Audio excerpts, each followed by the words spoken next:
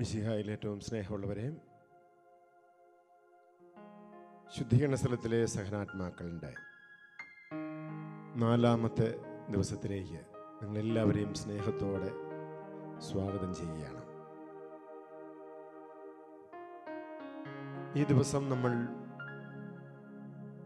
ശുദ്ധീകരണ സ്ഥലത്തിൽ സഹനമനുഭവിക്കുന്ന, വേദന അനുഭവിക്കുന്ന ആത്മാക്കളെ അവരുടെ ശിക്ഷാ കാലാവധികളിൽ നിന്ന് എപ്രകാരം നമുക്ക് അവരെ സഹായിക്കാൻ സാധിക്കും, അവരുടെ ശിക്ഷാ കാലാവധി എങ്ങനെ കുറയ്ക്കാൻ പറ്റും, അല്ലെങ്കിൽ അതിൽ നിന്ന് അവർക്ക് മോചനം കൊടുക്കാൻ പറ്റും എന്ന അതിൻ്റെ വഴികളെക്കുറിച്ച് നമ്മളൊന്ന് ധ്യാനിക്കുകയാണ്.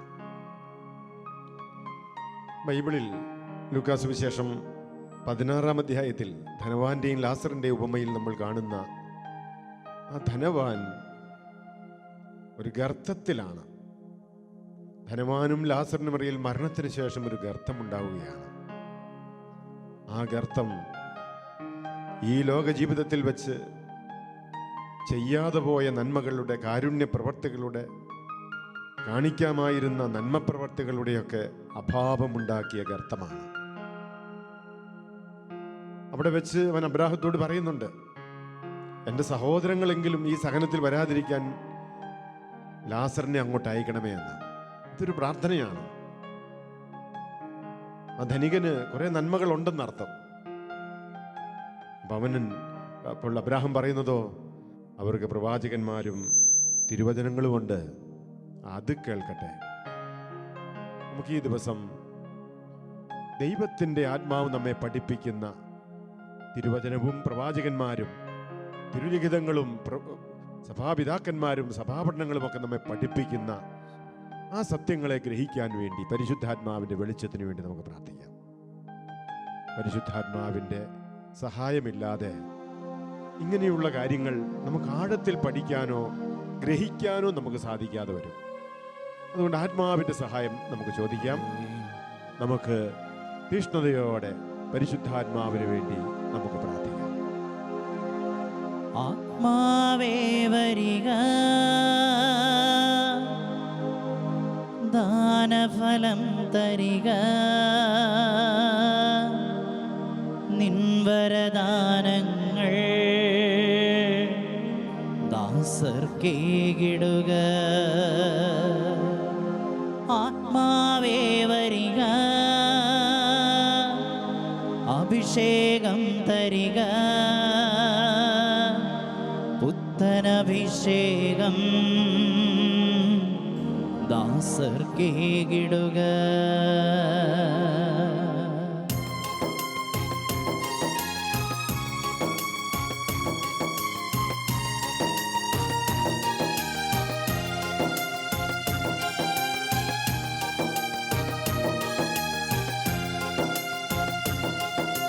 തീക്കാറ്റായി വീശുക എൻ്റെ പരിശുദ്ധാത്മാവേ, അഗ്നിമഴയായി പെയ്യുക എൻ്റെ പരിശുദ്ധാത്മാവേ.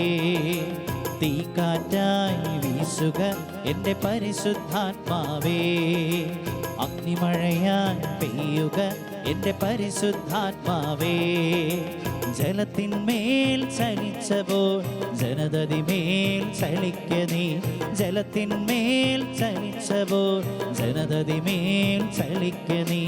അഗ്നിമഴയായി പെയ്യുക എൻ്റെ പരിശുദ്ധാത്മാവേ, അഗ്നിമഴയായി പെയ്യുക എൻ്റെ പരിശുദ്ധാത്മാവേ. തീക്കാറ്റായി വീശുക എൻ്റെ പരിശുദ്ധാത്മാവേ, അഗ്നിമഴയായി പെയ്യുക എൻ്റെ പരിശുദ്ധാത്മാവേ. ജലത്തിന്മേൽ ചലിച്ചപ്പോൾ ജനതതിമേൽ ചലിക്ക നീ, ജലത്തിന്മേൽ ചലിച്ചപ്പോൾ ജനതതിമേൽ ചലിക്ക നീ. ആത്മാവേ വരിക, ദാനഫലം തരിക, പുത്തനഭിഷേകം ദാസർക്കേകിടുക. ആത്മാവേ വരിക, അഭിഷേകം തരിക, നിൻവരദാനങ്ങൾ ദാസർക്കേകിടുക. ആത്മാവേ വരിക, ദാനഫലം തരിക, പുത്തനഭിഷേകം ദാസർ കേകിടുക. ആത്മാവേ വരിക, അഭിഷേകം ചെയ്യുക. ആത്മാവിൽ പ്രാർത്ഥിക്കാം. പുത്തനഭിഷേകം ആത്മാവിന് വേണ്ടി പ്രാർത്ഥിക്കാം. ദാസർ കേകിടുക. പുതിയ അഭിഷേകം ഓരോ ദിവസവും ആവശ്യമായ അഭിഷേകത്തെ നമുക്ക് നേടിയെടുക്കേണ്ടതുണ്ട്. ഒരിക്കൽ നേടിയ അഭിഷേകം കൊണ്ട് അല്ല, ഓരോ ദിവസവും നേടിയെടുക്കേണ്ട അഭിഷേകമാണ്. പരിശുദ്ധാത്മാവിനോട് പ്രാർത്ഥിക്കാം. ഈ ദിവസം ശുദ്ധീകരണ സ്ഥലത്തെ സഹനാത്മാക്കളുടെ 7 ദിവസത്തെ ഈ ധ്യാന പരമ്പരയിലെ 4-ാം ദിവസത്തേക്ക് ആവശ്യമായ അഭിഷേകത്തിന് വേണ്ടി ഇപ്പോൾ പ്രാർത്ഥിക്കാം. ആത്മാവേ വരണമേ, ഞങ്ങളുടെ ബുദ്ധിയെ പ്രകാശിപ്പിക്കണമേ, ഞങ്ങളുടെ ചിന്തകളെ ജ്വലിപ്പിക്കണമേ, ഞങ്ങളുടെ മനസ്സിനെ വികസിപ്പിക്കണമേ, ഞങ്ങളുടെ ഹൃദയത്തെ ജ്വലിപ്പിക്കണമേ, ഞങ്ങളിൽ അഭിഷേകത്തെ നിറയ്ക്കണമേ. കാറ്റായി വീശുക എൻ്റെ പരിശുദ്ധാത്മാവേ, അഗ്നിമഴയായി പെയ്യുക എൻ്റെ പരിശുദ്ധാത്മാവേ. തീക്കാറ്റായി വീശുക എൻ്റെ പരിശുദ്ധാത്മാവേ, അഗ്നിമഴയായി പെയ്യുക എൻ്റെ പരിശുദ്ധാത്മാവേ. ജലത്തിന്മേൽ ചലിച്ചപ്പോൾ ജനതതിമേൽ ചലിക്ക നീ, ജലത്തിന്മേൽ ചലിച്ചപ്പോൾ ജനതതിമേൽ ചലിക്ക നീ. തീക്കാറ്റായി വീശുക എൻ്റെ പരിശുദ്ധാത്മാവേ, അഗ്നിമഴയായി പെയ്യുക എൻ്റെ പരിശുദ്ധാത്മാവേ. ആത്മാവേ വരിക, ദാനഫലം തരിക. പുത്തനഭിഷേകം ദാസർ കേകിടുക. ആത്മാവേ വരിക, വരദാനം തരിക. നിൻ വരദാനങ്ങൾ ദാസർ കേകിടുക. ആത്മാവേ വരിക, അഭിഷേകം ചെയ്യുക. നിൻ വരദാനങ്ങൾ ദാസർ കേകിടുക. ആത്മാവേ വരിക, അഭിഷേകം ചെയ്യുക. നിൻ വരദാനങ്ങൾ ദാസർ കേകിടുക. നിൻ വരദാനങ്ങൾ ദാസർ കേകിടുക. നിൻ വരദാനങ്ങൾ ദാസർ കേകിടുക. ഒറ്റ വിളി ആത്മാവേ, പരിശുദ്ധാത്മാവേ, ആത്മാവേ, ആത്മാവേ, ആത്മാവേ, പരിശുദ്ധാത്മാവേ വരണമേ. ഈ ശുശ്രൂഷയിൽ നിറയണമേ ആത്മാവേ. Hallelujah, hallelujah. വരദാന ഫലങ്ങളാൽ നിറയ്ക്കണമേ, പ്രാർത്ഥനയുടെ അഭിഷേകത്താൽ നിറയ്ക്കണമേ. പരിശുദ്ധാത്മാവേ, ജ്ഞാനം നൽകണമേ, അറിവ് നൽകണമേ, വിവേകം നൽകണമേ, സ്നേഹം നൽകണമേ, പ്രാർത്ഥന കൃപ നൽകണമേ ആത്മാവേ. Hallelujah, hallelujah.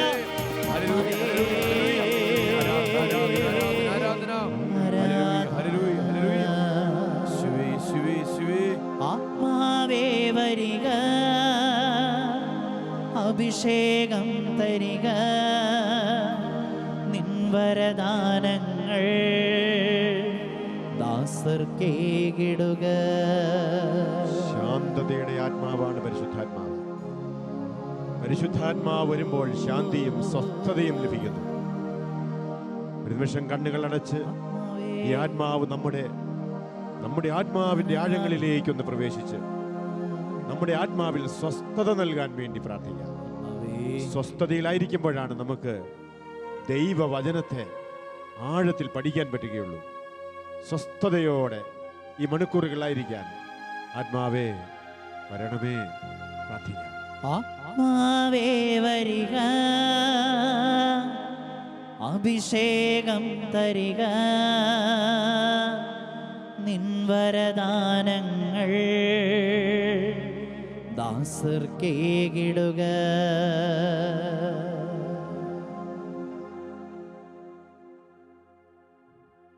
ഏറ്റവും സ്നേഹമുള്ളവരെ, നമ്മൾ കഴിഞ്ഞ 3 ദിവസങ്ങളായി നമ്മൾ കണ്ടുകൊണ്ടിരുന്ന കാര്യങ്ങളുടെ തുടർച്ച, ഇന്നലെ കണ്ടതിൻ്റെ തുടർച്ചയാണ് ഇന്ന് നമ്മൾ കാണാൻ ശ്രമിക്കുന്നത്. തുടർച്ച എന്ന് പറയുമ്പോഴും മറ്റൊരു മേഖലയാണ്.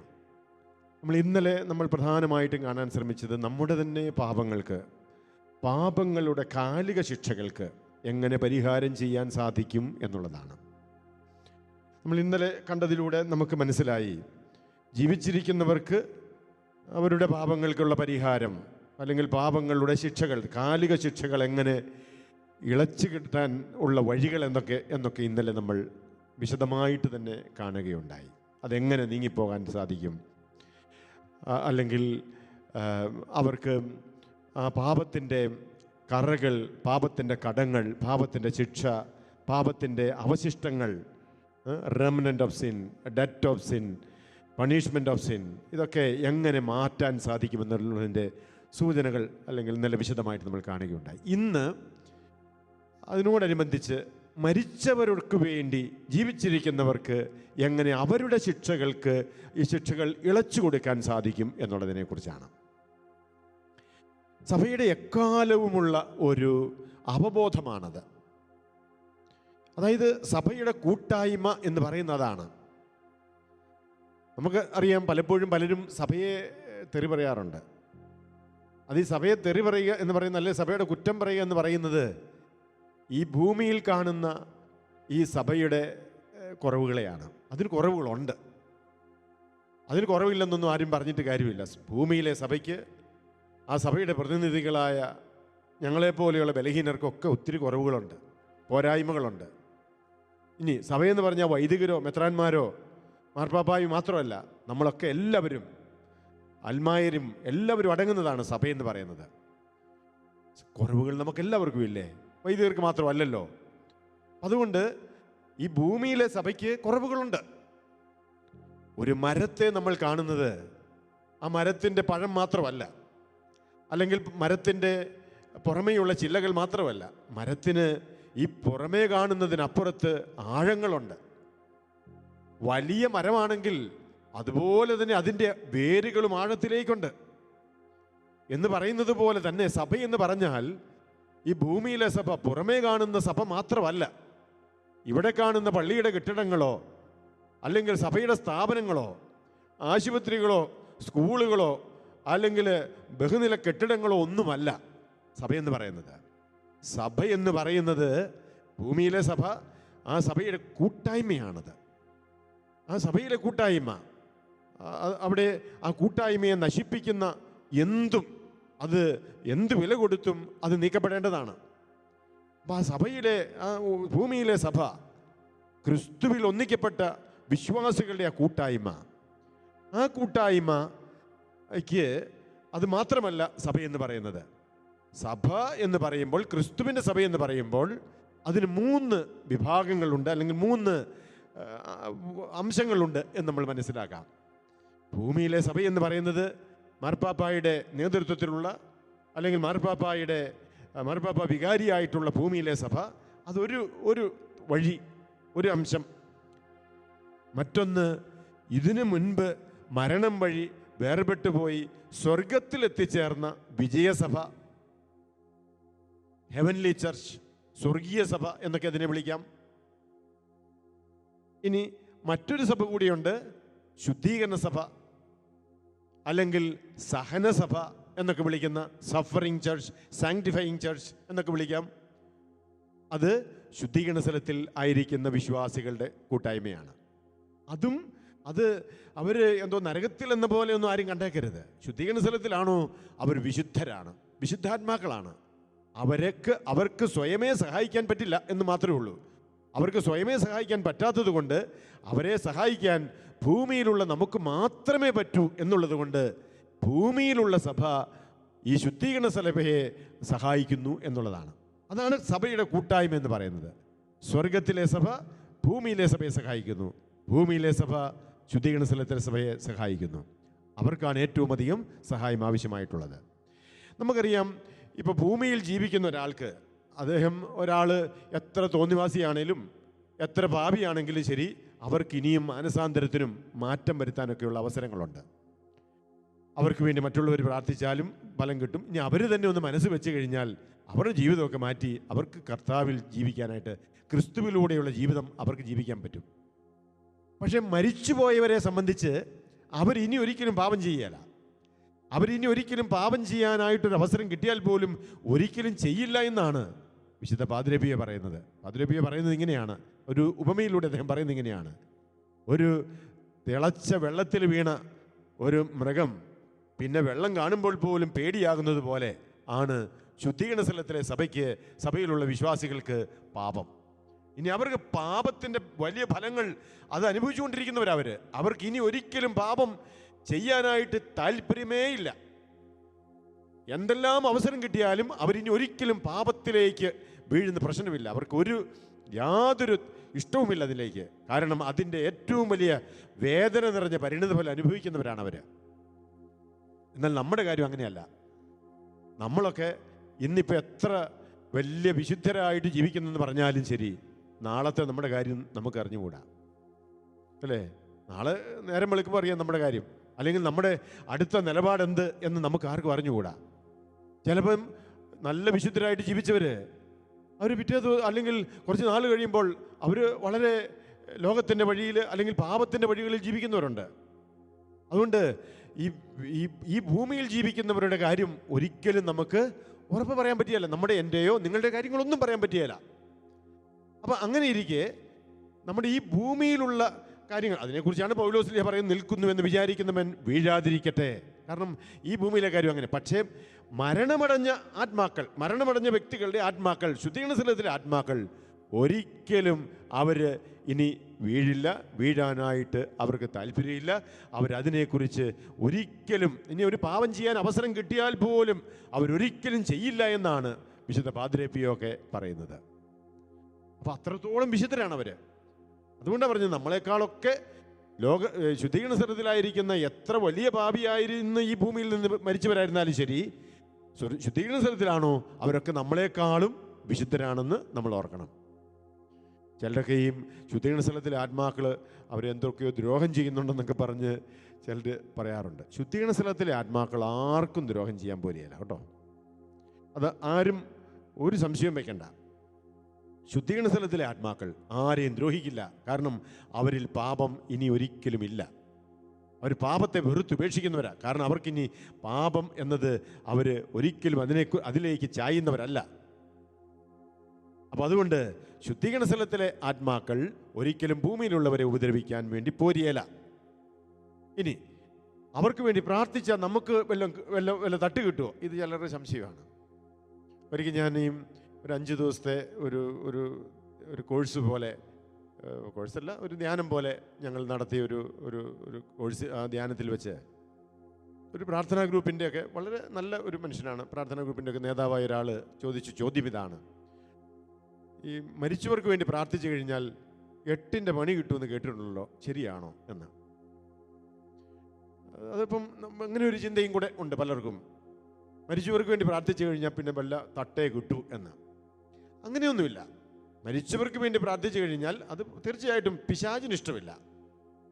കാരണം പക്ഷേ അവിടെ പോലും പിശാച് അവൻ നിസ്സഹായനായ ആളാണ്. കാരണം ശുദ്ധീകരണ സ്ഥലത്തിൽ നിന്ന് ആത്മാക്കളെയൊന്നും പിശാച് കൊണ്ടുപോകാൻ പോകുന്നില്ല. ഭൂമിയിലുള്ളവരെയാണ് പിശാച് നോട്ടമിട്ടിരിക്കുന്നത്. ഭൂമിയിലുള്ളവരാണ് പിശാചിൻ്റെ ഏറ്റവും വലിയ വലയിൽ ആയിരിക്കുന്നവർ. ഭൂമിയിലുള്ളവരാണ് പിശാചിൻ്റെ ഏറ്റവും വലിയ ആയുധങ്ങളായി പ്രവർത്തിക്കുന്നവർ. അതുകൊണ്ട് പേടിക്കുവാണെങ്കിൽ ഭൂമിയിലുള്ളവരെ തന്നെ പേടിച്ചാൽ മതി. കൂടെയുള്ളവരും ചുറ്റുമുള്ളവരും അതുപോലെ തന്നെ തിന്മയുടെ സ്വാധീനങ്ങളിൽ കഴിയുന്നവരും ഒക്കെ ആയിട്ടുള്ള ഒത്തിരി പേര്, അല്ലെങ്കിൽ ദുഷ്ടത നിറഞ്ഞ മനസ്സോടെ ജീവിക്കുന്നവരൊക്കെ ഉണ്ട്. അവരെയൊക്കെയാണ് പേടിക്കേണ്ടത്. അവരൊക്കെയാണ് പിശാചിൻ്റെ ആയുധങ്ങൾ. പിശാച് ഉപയോഗിക്കുന്ന അവരെയൊക്കെയാണ്. അതുകൊണ്ട് ശുദ്ധീകരണ സ്ഥലത്തിലെ ആത്മാക്കളെ പിശാചിന് തൊടാനാവില്ല. അവിടെ പിശാചിന് പ്രവേശനവുമില്ല. അവിടുത്തെ സഹനം എന്ന് പറയുന്നത് പിശാച് കൊടുക്കുന്ന സഹനങ്ങളല്ല. അവരുടെ സഹനം എന്ന് പറയുന്നത് ദൈവത്തെ കാണാനാകാൻ പറ്റുന്നില്ല എന്നുള്ള വേദനയാണ്. ആ സഹനമാണ് ശുദ്ധീകരണ സ്ഥലത്തിലെ സഹനം എന്ന് പറയുന്നത്. അത് സഭ കൃത്യമായിട്ട് പഠിപ്പിക്കുന്നതാണ്. ദ പെയിൻ ഓഫ് ദ പർഗട്ടറി എന്ന് പറയുന്നത്, ശുദ്ധീകരണ സ്ഥലത്തിൻ്റെ പെയിൻ എന്ന് പറയുന്നത് ദ തേഴ്സ്റ്റ് ഫോർ ഗോഡ് എന്നാണ്. ദൈവത്തിന് വേണ്ടിയുള്ള ദാഹമാണ്. അത് വലിയ ദാഹമായി അവർ നിൽക്കുന്നു എന്നുള്ളതാണ്. അത് വിശുദ്ധ കാതറിൻ, ജനോബായിലെ വിശുദ്ധ കാതറിൻ അതിനെക്കുറിച്ച് ഒരു സുന്ദരമായ ഒരു ഉപമ ഒരു അധ്യായത്തിൽ അവൾ പറയുന്നുണ്ട്. ഒരു അപ്പം, ഈ അപ്പമാണ്, ഈ അപ്പം ഇത് ഭക്ഷിക്കണമെന്നില്ല. ഈ അപ്പം ദർശിച്ചാൽ മതി അവർക്ക് സംതൃപ്തിയാവും. വലിയ വിശപ്പുണ്ടെങ്കിലും വലിയ ദാഹമുണ്ടെങ്കിലും ഈ അപ്പം കണ്ടാൽ മതി. അത് കണ്ടാൽ അവർക്ക് അവർക്ക് സന്തോഷമാകും, അവർക്ക് സംതൃപ്തിയാകും, വിശപ്പടങ്ങും. എന്നിട്ട് വിശുദ്ധ കാതറിൻ പറയുന്നത് ഇവിടെ 3 കൂട്ടരുണ്ട്. ഈ 3 കൂട്ടരിൽ ഒന്നാമത്തെ കൂട്ടര്, അവർക്ക് ഈ 3 കൂട്ടർക്ക് നല്ല വിശപ്പുണ്ട്. നല്ല വിശപ്പില്ലാത്തവരും ദഹനശക്തി ഇല്ലാത്തവരും അല്ല, എല്ലാവർക്കും നല്ല വിശപ്പൊക്കെ ഉണ്ട്. ഒന്നാമത്തെ കൂട്ടര് അവര് നല്ല വിശപ്പുണ്ട്, അവർക്കറിയാം ഈ വിശപ്പ് നീങ്ങാൻ ഈ അപ്പം കണ്ടാൽ മതിയെന്ന്. അവര് ഈ അപ്പം കാണുന്നു, അവര് സംതൃപ്തരായി സന്തുഷ്ടരായി ജീവിക്കുന്നു. ഇതാണ് സ്വർഗീയ സഭ എന്ന് പറയുന്നത്. രണ്ടാമത്തെ കൂട്ടര് അവർക്ക് നല്ല വിശപ്പുണ്ട്, അവർക്കറിയാം ഈ അപ്പം കണ്ടാലേ നമുക്ക് തൃപ്തിയാകൂ, നമ്മുടെ വേദന മാറൂ, നമ്മുടെ വിശപ്പ് മാറൂ എന്ന് അവർക്കറിയാം. പക്ഷെ അവർക്ക് ആ അപ്പം കാണാൻ പറ്റുന്നില്ല. അതാണ് അവരുടെ വേദന. പക്ഷെ അവർക്കറിയാം ഇന്നിപ്പോൾ സാധിക്കുന്നില്ലെങ്കിലും പിന്നീട് അവർക്ക് ഈ അപ്പം കാണാൻ പറ്റും, ദർശനം സാധിക്കുമെന്നുള്ളത് അവർക്ക് ഉറപ്പായ കാര്യമായതുകൊണ്ട് അവർ വലിയ പ്രതീക്ഷയിലും സന്തോഷത്തിലുമാണ്. പക്ഷേ അവർ കാണാൻ പറ്റുന്നില്ല എന്ന വേദന അവരുടെ ആത്മാവിനെ വല്ലാതെ മഥിക്കുന്നുണ്ട്. ഈ ഇവരാണ് ശുദ്ധീകരണ സഭയിലെ ആത്മാക്കൾ. മൂന്നാമത്തെ കൂട്ടര് അവർക്ക് നല്ല വിശപ്പുണ്ട്, അവർക്കും അറിയാം ഇവരുടെ വിശപ്പ് മാറ്റണമെന്നുണ്ടെങ്കിൽ ഈ അപ്പം ദർശിക്കണമെന്നറിയാം. പക്ഷേ അവർക്കറിയാം അവർക്ക് ഈ അപ്പം കാണാനാകുന്നില്ല, അതനുഭവിക്കാൻ പറ്റുന്നില്ല എന്ന് മാത്രമല്ല അവരറിയുകയാണ് ഇനി ഒരിക്കലും ഈ അപ്പം അവർക്ക് ദർശിക്കാൻ പറ്റില്ല എന്നുകൂടി അവരറിയുന്നു. അങ്ങനെ അവരുടെ വേദന നിത്യമായ വേദനയായി മാറുന്നു. അതാണ് നരകത്തിലെ സഭ. ഈ വിശുദ്ധ കാതറിൻ്റെ ഈ ഒരു ഉപമ ഓർത്താൽ മതി. നമുക്ക് അതിൻ്റെ എല്ലാ കാര്യങ്ങളും അംശങ്ങളും അവിടെ ഉണ്ട്. ശുദ്ധീകരണ സ്ഥലം എന്ത്, അവിടുത്തെ വേദന എന്ത് എന്നൊക്കെയുള്ളത് അവിടെ വ്യക്തമാണ്. ദൈവത്തെ കാണാൻ, ദൈവിക ദർശനം പറ്റാതെ വരുന്ന ഒരു വേദനയാണ് ആത്മാവിനെ സംബന്ധിച്ച് മരണത്തിന് ശേഷമുള്ള ഏറ്റവും വലിയ വേദന. അപ്പം മരിച്ചുപോയ ശരീരത്തിൽ നിന്ന് വേർപെട്ട ഒരു ആത്മാവിൻ്റെ ഏറ്റവും വലിയ വേദന എന്തെന്ന് ചോദിച്ചാൽ മറ്റൊന്നുമല്ല, ബിരിയാണി കിട്ടാത്തതോ, എസ്റ്റേറ്റ് വാങ്ങാത്തതോ, കാറ് കിട്ടാത്തതോ, അല്ലെങ്കിൽ പിള്ളേരുടെ കല്യാണം നടക്കാത്തതോ ഒന്നുമല്ല അവരുടെ വേദന. അല്ലെങ്കിൽ കുഞ്ഞുങ്ങളുണ്ടാകാത്തതോ, കടബാധ്യതയോ, ഇതൊന്നുമല്ല അവരുടെ ഏറ്റവും വലിയ വേദന. മരണമടഞ്ഞ ഒരു വ്യക്തിയുടെ ആത്മാവിൻ്റെ വലിയ വേദന എന്തെന്ന് ചോദിച്ചാൽ ദൈവദർശനം സാധിക്കുന്നില്ല, ദൈവത്തെ കാണാൻ പറ്റുന്നില്ല എന്നുള്ള വേദനയാണ്.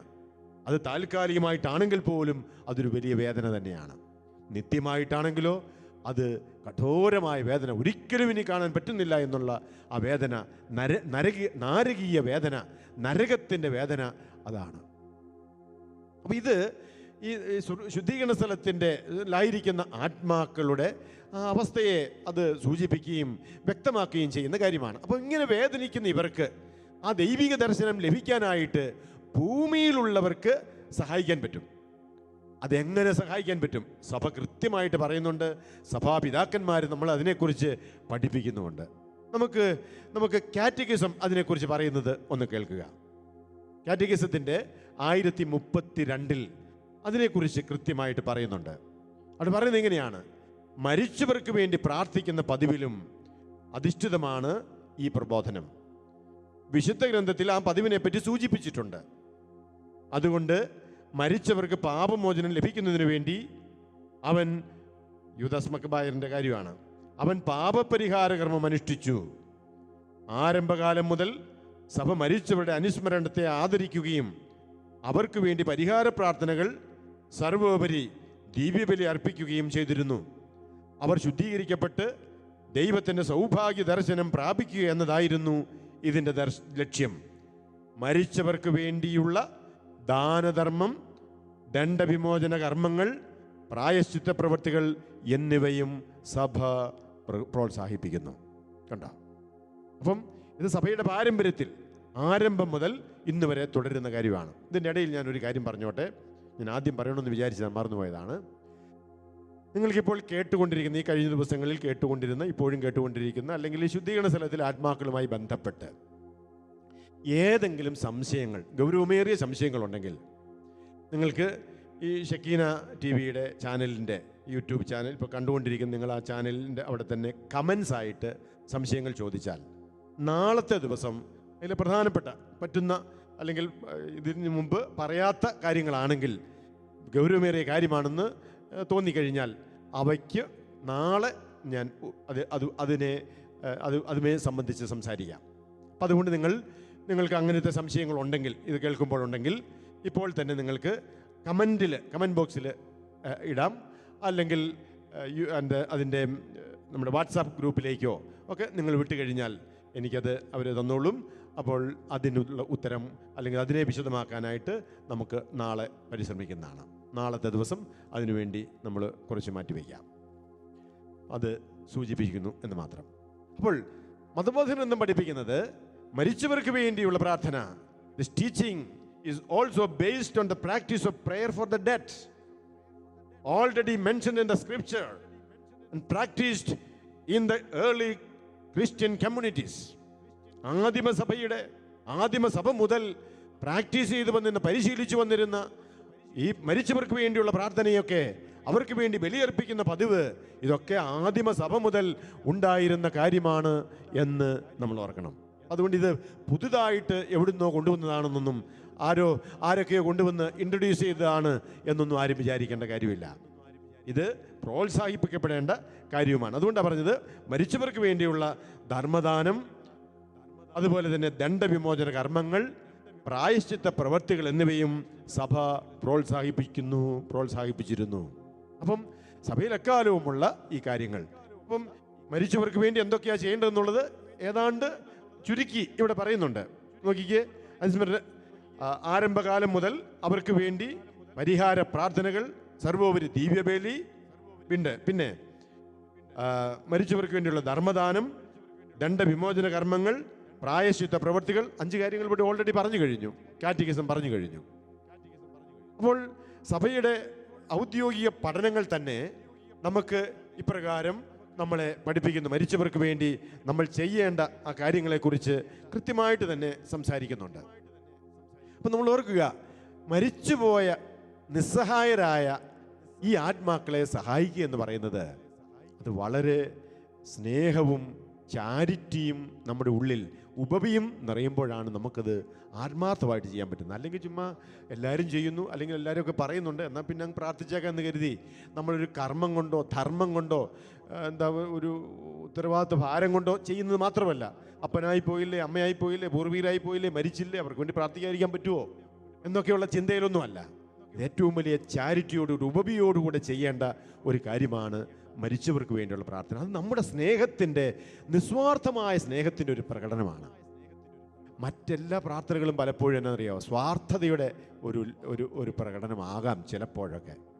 എൻ്റെ കുടുംബത്തിന് വേണ്ടി, എൻ്റെ കെട്ടിയവൻ്റെ കുടി മാറാൻ വേണ്ടി, മക്കളുടെ കല്യാണം നടക്കാൻ വേണ്ടി, കടഭാരം മാറാൻ വേണ്ടി, വീട് വിൽക്കാൻ വേണ്ടി, സ്ഥലം വിൽക്കാൻ വേണ്ടി, രോഗം മാറാൻ വേണ്ടി, കഷ്ടത മാറാൻ വേണ്ടി, തകർച്ചകൾ മാറാൻ വേണ്ടി, ബന്ധനങ്ങൾ മാറാൻ വേണ്ടി, വിവാഹം നടക്കാൻ വേണ്ടി, കുഞ്ഞുങ്ങളുണ്ടാകും, എത്രയോ കാര്യങ്ങൾക്ക് വേണ്ടി നമ്മൾ പ്രാർത്ഥിക്കാറുള്ളത്.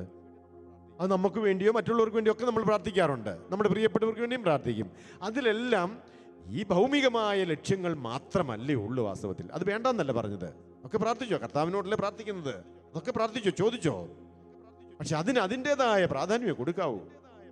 പക്ഷെ അതിനേക്കാളും ആത്മാവിൻ്റെ രക്ഷ, അതാണ് പ്രധാനം. അതിനു വേണ്ടിയാണ് സഭ ഈ ഭൂമിയിൽ ആയിരിക്കേണ്ടതും. സഭ, ക്രിസ്തുവിൻ്റെ സഭ ഈ ഭൂമിയിൽ ഇങ്ങനത്തെ കാര്യങ്ങളെല്ലാം വിതരണം ചെയ്യാൻ വേണ്ടി മാത്രമൊന്നുമല്ല. ക്രിസ്തു വന്നത് രോഗശാന്തി കൊടുക്കാൻ വേണ്ടി മാത്രമാണോ? അല്ല. പക്ഷെ രോഗശാന്തി കൊടുത്തില്ലേ? ക്രിസ്തു രോഗശാന്തി കൊടുക്കുകയും ചെയ്തു. ഭൗതികമായ ആഗ്രഹങ്ങൾക്ക് വേണ്ടി മാത്രമായി നിലകൊള്ളുന്ന ഒരു സഭ അതൊരിക്കലും സഭയുടെ ദൗത്യം പൂർത്തിയാക്കുന്നില്ല എന്നുള്ളത് പ്രകടമായ കാര്യമാണ്. ഭൗതികമായ കാര്യങ്ങളിൽ മാത്രം ശ്രദ്ധയൂന്നുന്ന സഭ അത് ക്രിസ്തുവിൻ്റെ ദർശനത്തിൽ നിന്ന് അകന്നുപോയ സഭയുടെ നിദർശനങ്ങളാണ് എന്നോർക്കുക. അപ്പോൾ സഭയുടെ പ്രത്യേകത, സഭ എന്നും എപ്പോഴും ആത്മാക്കളുടെ രക്ഷയാണ്. ക്രിസ്തുവിൻ്റെ ഈ ഭൂമിയിലെ പ്രഘോഷണവും ജീവിതവും, ജനനവും, പ്രഘോഷണവും, മരണവും, ഉത്ഥാനവും, അവിടുത്തെ സഹനവും എല്ലാം എന്തിനു വേണ്ടിയായിരുന്നു? ആത്മാക്കളെ രക്ഷിക്കുക എന്നുള്ളതാണ്. സ്വർഗത്തിലെത്താൻ വേണ്ടി നരകത്തിൽ നിബന്ധിക്കാതെ സ്വർഗത്തിൽ എത്തിച്ചേരാനുള്ള വഴികളാണ് അവിടുന്ന് കാണിച്ചു തന്നത്. അപ്പോൾ അവിടുന്ന് വീണ്ടും വരും. അവിടുത്തെ രണ്ടാമത്തെ വരവും അതിനുവേണ്ടിയാണ്. എല്ലാവരെയും സ്വർഗത്തിൽ എത്തിക്കണം, സ്വർഗത്തിലേക്ക് കൊണ്ടുപോവുക, പിതാവിൻ്റെ പക്കലേക്ക് എല്ലാവരെയും നയിക്കാനുള്ള വഴികൾ കാണിക്കാനായിരുന്നു അവിടുന്ന് ഈ ഭൂമിയിൽ വന്നത്. അപ്പം അങ്ങനെ ഇരിക്കെ നമ്മൾ ഓർക്കുക, ഈ മരിച്ചവരെ സഹായിക്കുക എന്ന് പറയുന്ന അവരുടെ ആത്മാക്കളുടെ ആ സഹനങ്ങളെ ലഘൂകരിക്കാൻ വേണ്ടി, അങ്ങനെ അവർ ദൈവിക സൗഭാഗ്യം എത്രയും പെട്ടെന്ന് നേടാൻ വേണ്ടി അവർക്ക് വേണ്ടി നമ്മൾ പ്രാർത്ഥിക്കുന്നത് സ്വാർത്ഥതയില്ലാത്ത ഒരു പ്രാർത്ഥനയാണ്. കാരണം മരിച്ചുപോയവരാണ്, അവർക്ക് വേണ്ടി പ്രാർത്ഥിച്ചതുകൊണ്ട് തീർച്ചയായിട്ടും അവർ സ്വർഗത്തിൽ എത്തിക്കഴിഞ്ഞാൽ അവർ നമുക്ക് എന്തെങ്കിലുമൊക്കെ ഗുണങ്ങളോ ഉപകാരങ്ങളോ ഒക്കെ ചെയ്യും. അതിനെക്കുറിച്ച് നമുക്ക് പിന്നീട് എപ്പോഴെങ്കിലും നമുക്ക് ധ്യാനിക്കാം, ചിന്തിക്കാം. മരിച്ചുപോയവരെ ശുദ്ധീകരണ സ്ഥലത്തിലെ ആത്മാക്കളെ നമ്മൾ സഹായിച്ചു കഴിഞ്ഞാൽ തീർച്ചയായിട്ടും അവരും നമ്മളെ ഒത്തിരിയേറെ സഹായിക്കും. ഒത്തിരി വിശുദ്ധന്മാർ അതിനെക്കുറിച്ച് പറയുന്നുമുണ്ട്. വിശുദ്ധ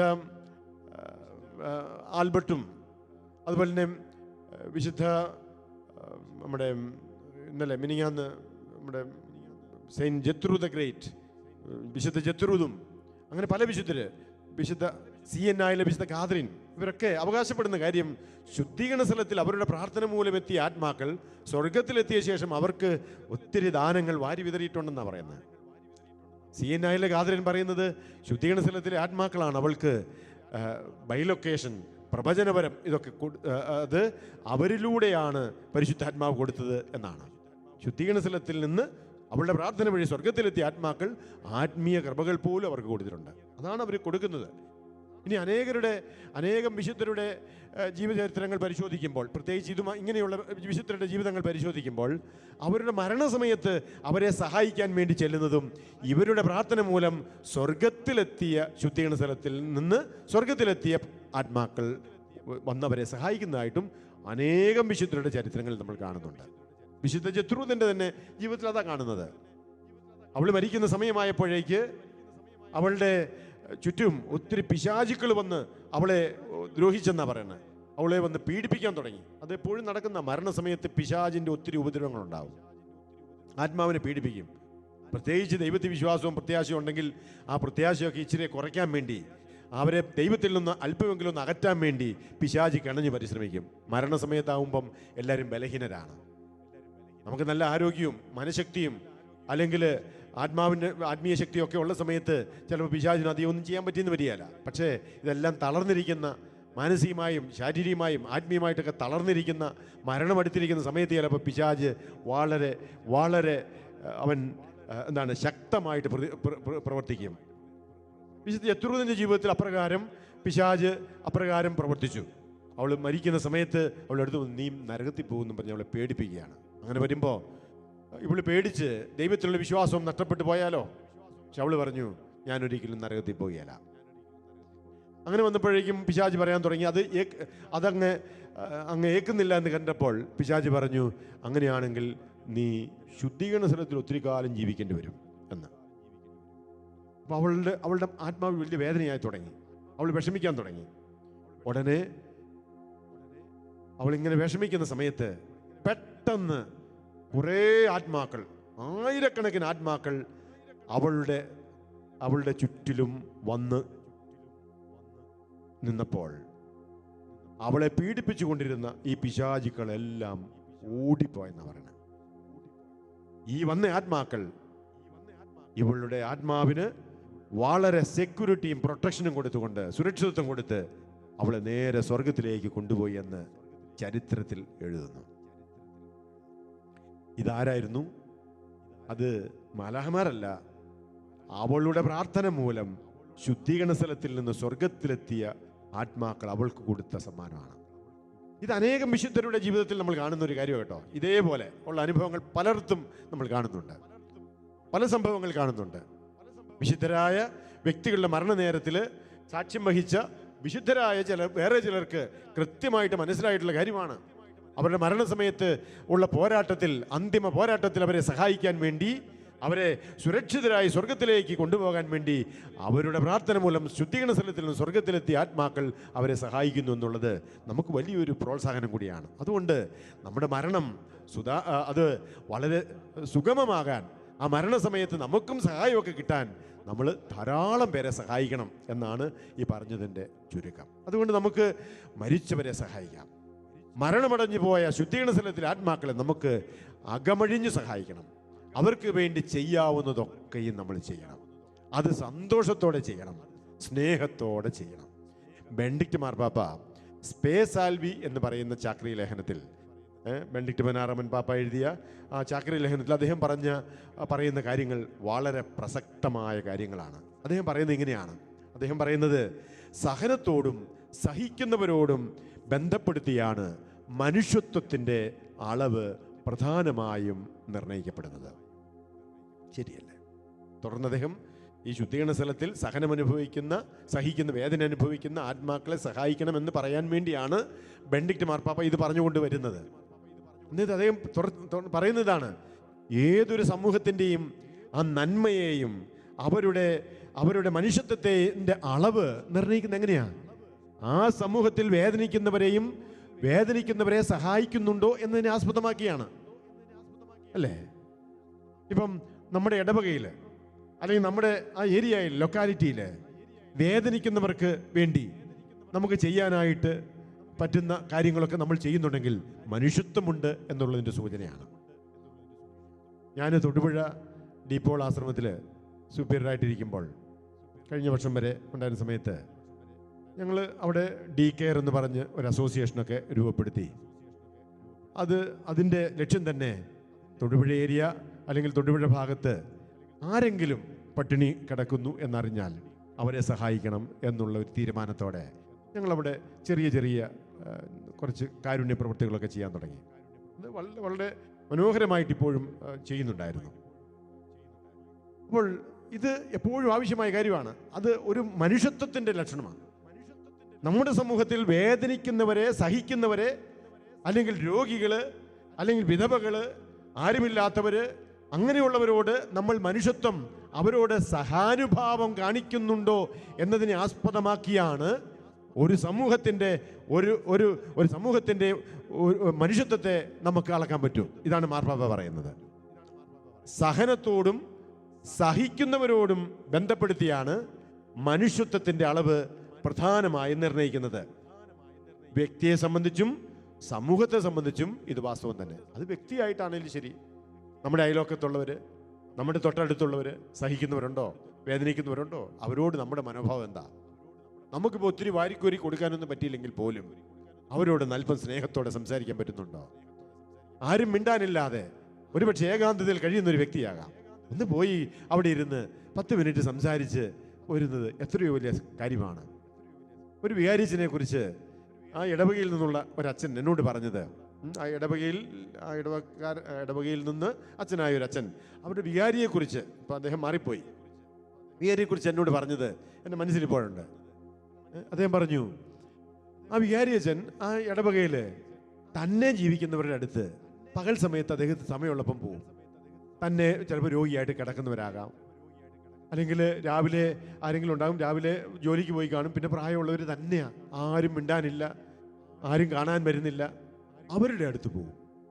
വളരെ മനോഹരമായൊരു ശുശ്രൂഷയല്ലേ അത്. അവിടെ പോയിരുന്ന് അവർ ചിലപ്പോൾ ഭക്ഷണം, അവരുടെ കൂടെ ഇരുന്ന് ഇച്ചിരി വർത്തമാനമൊക്കെ പറഞ്ഞ്, തമാശയൊക്കെ പറഞ്ഞ്, ചിലപ്പോൾ അവരെയും കൊണ്ട് ചിലപ്പോൾ ഒന്ന് പുറത്തൊക്കെ പോയി കൊണ്ടുവന്ന് ഒരു വലിയൊരു ശുശ്രൂഷ അത്.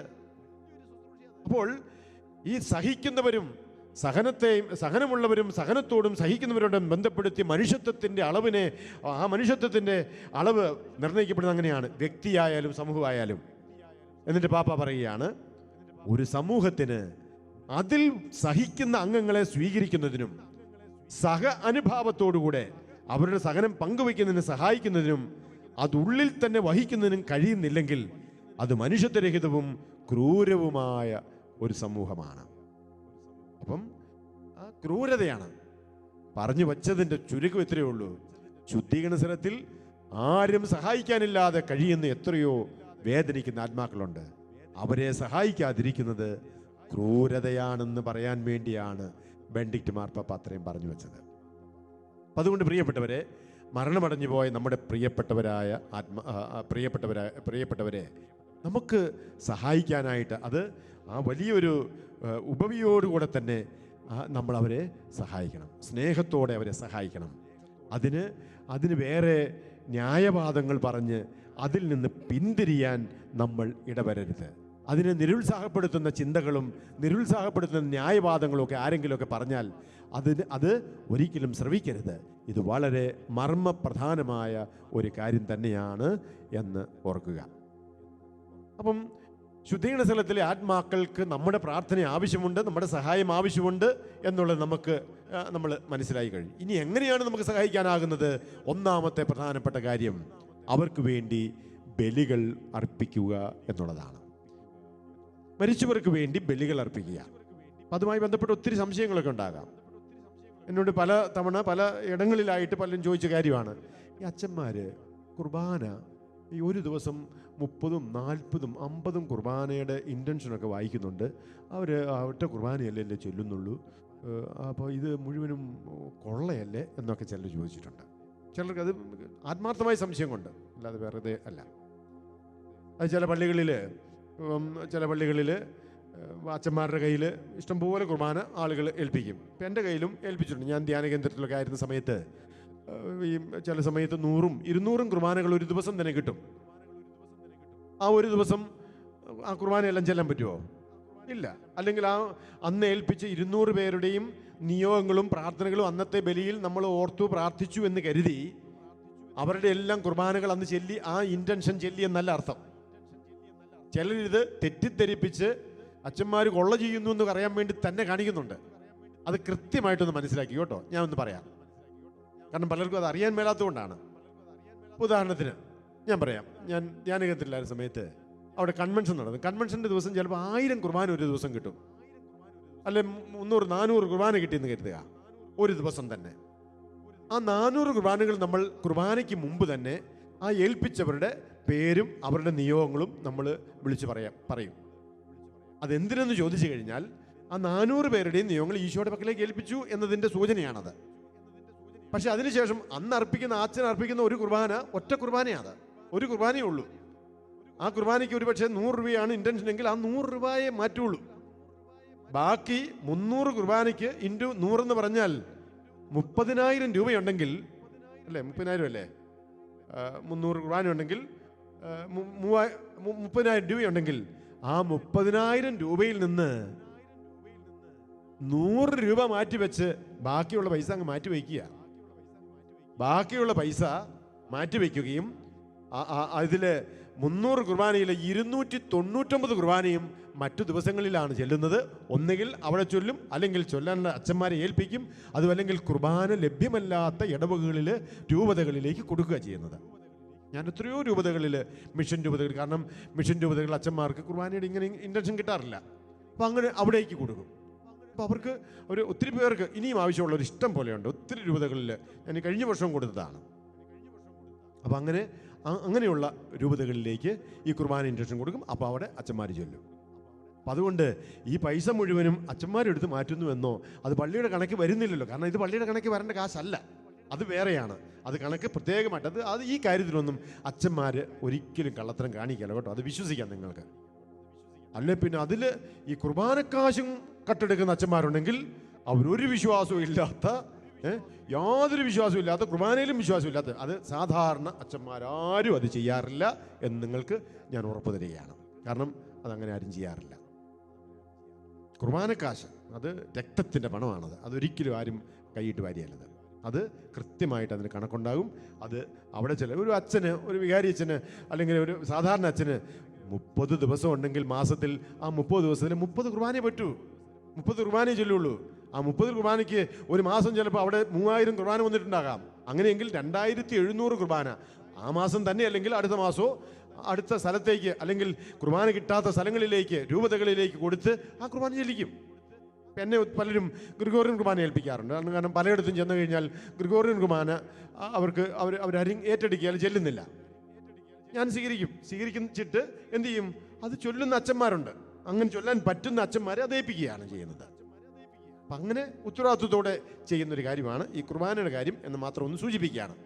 ഇനി പറഞ്ഞു വന്നതാണ് മരിച്ചവർക്ക് വേണ്ടി അർപ്പിക്കുന്ന കുർബാന. ആ കുർബാന വളരെ ഫലദായകമാണ്.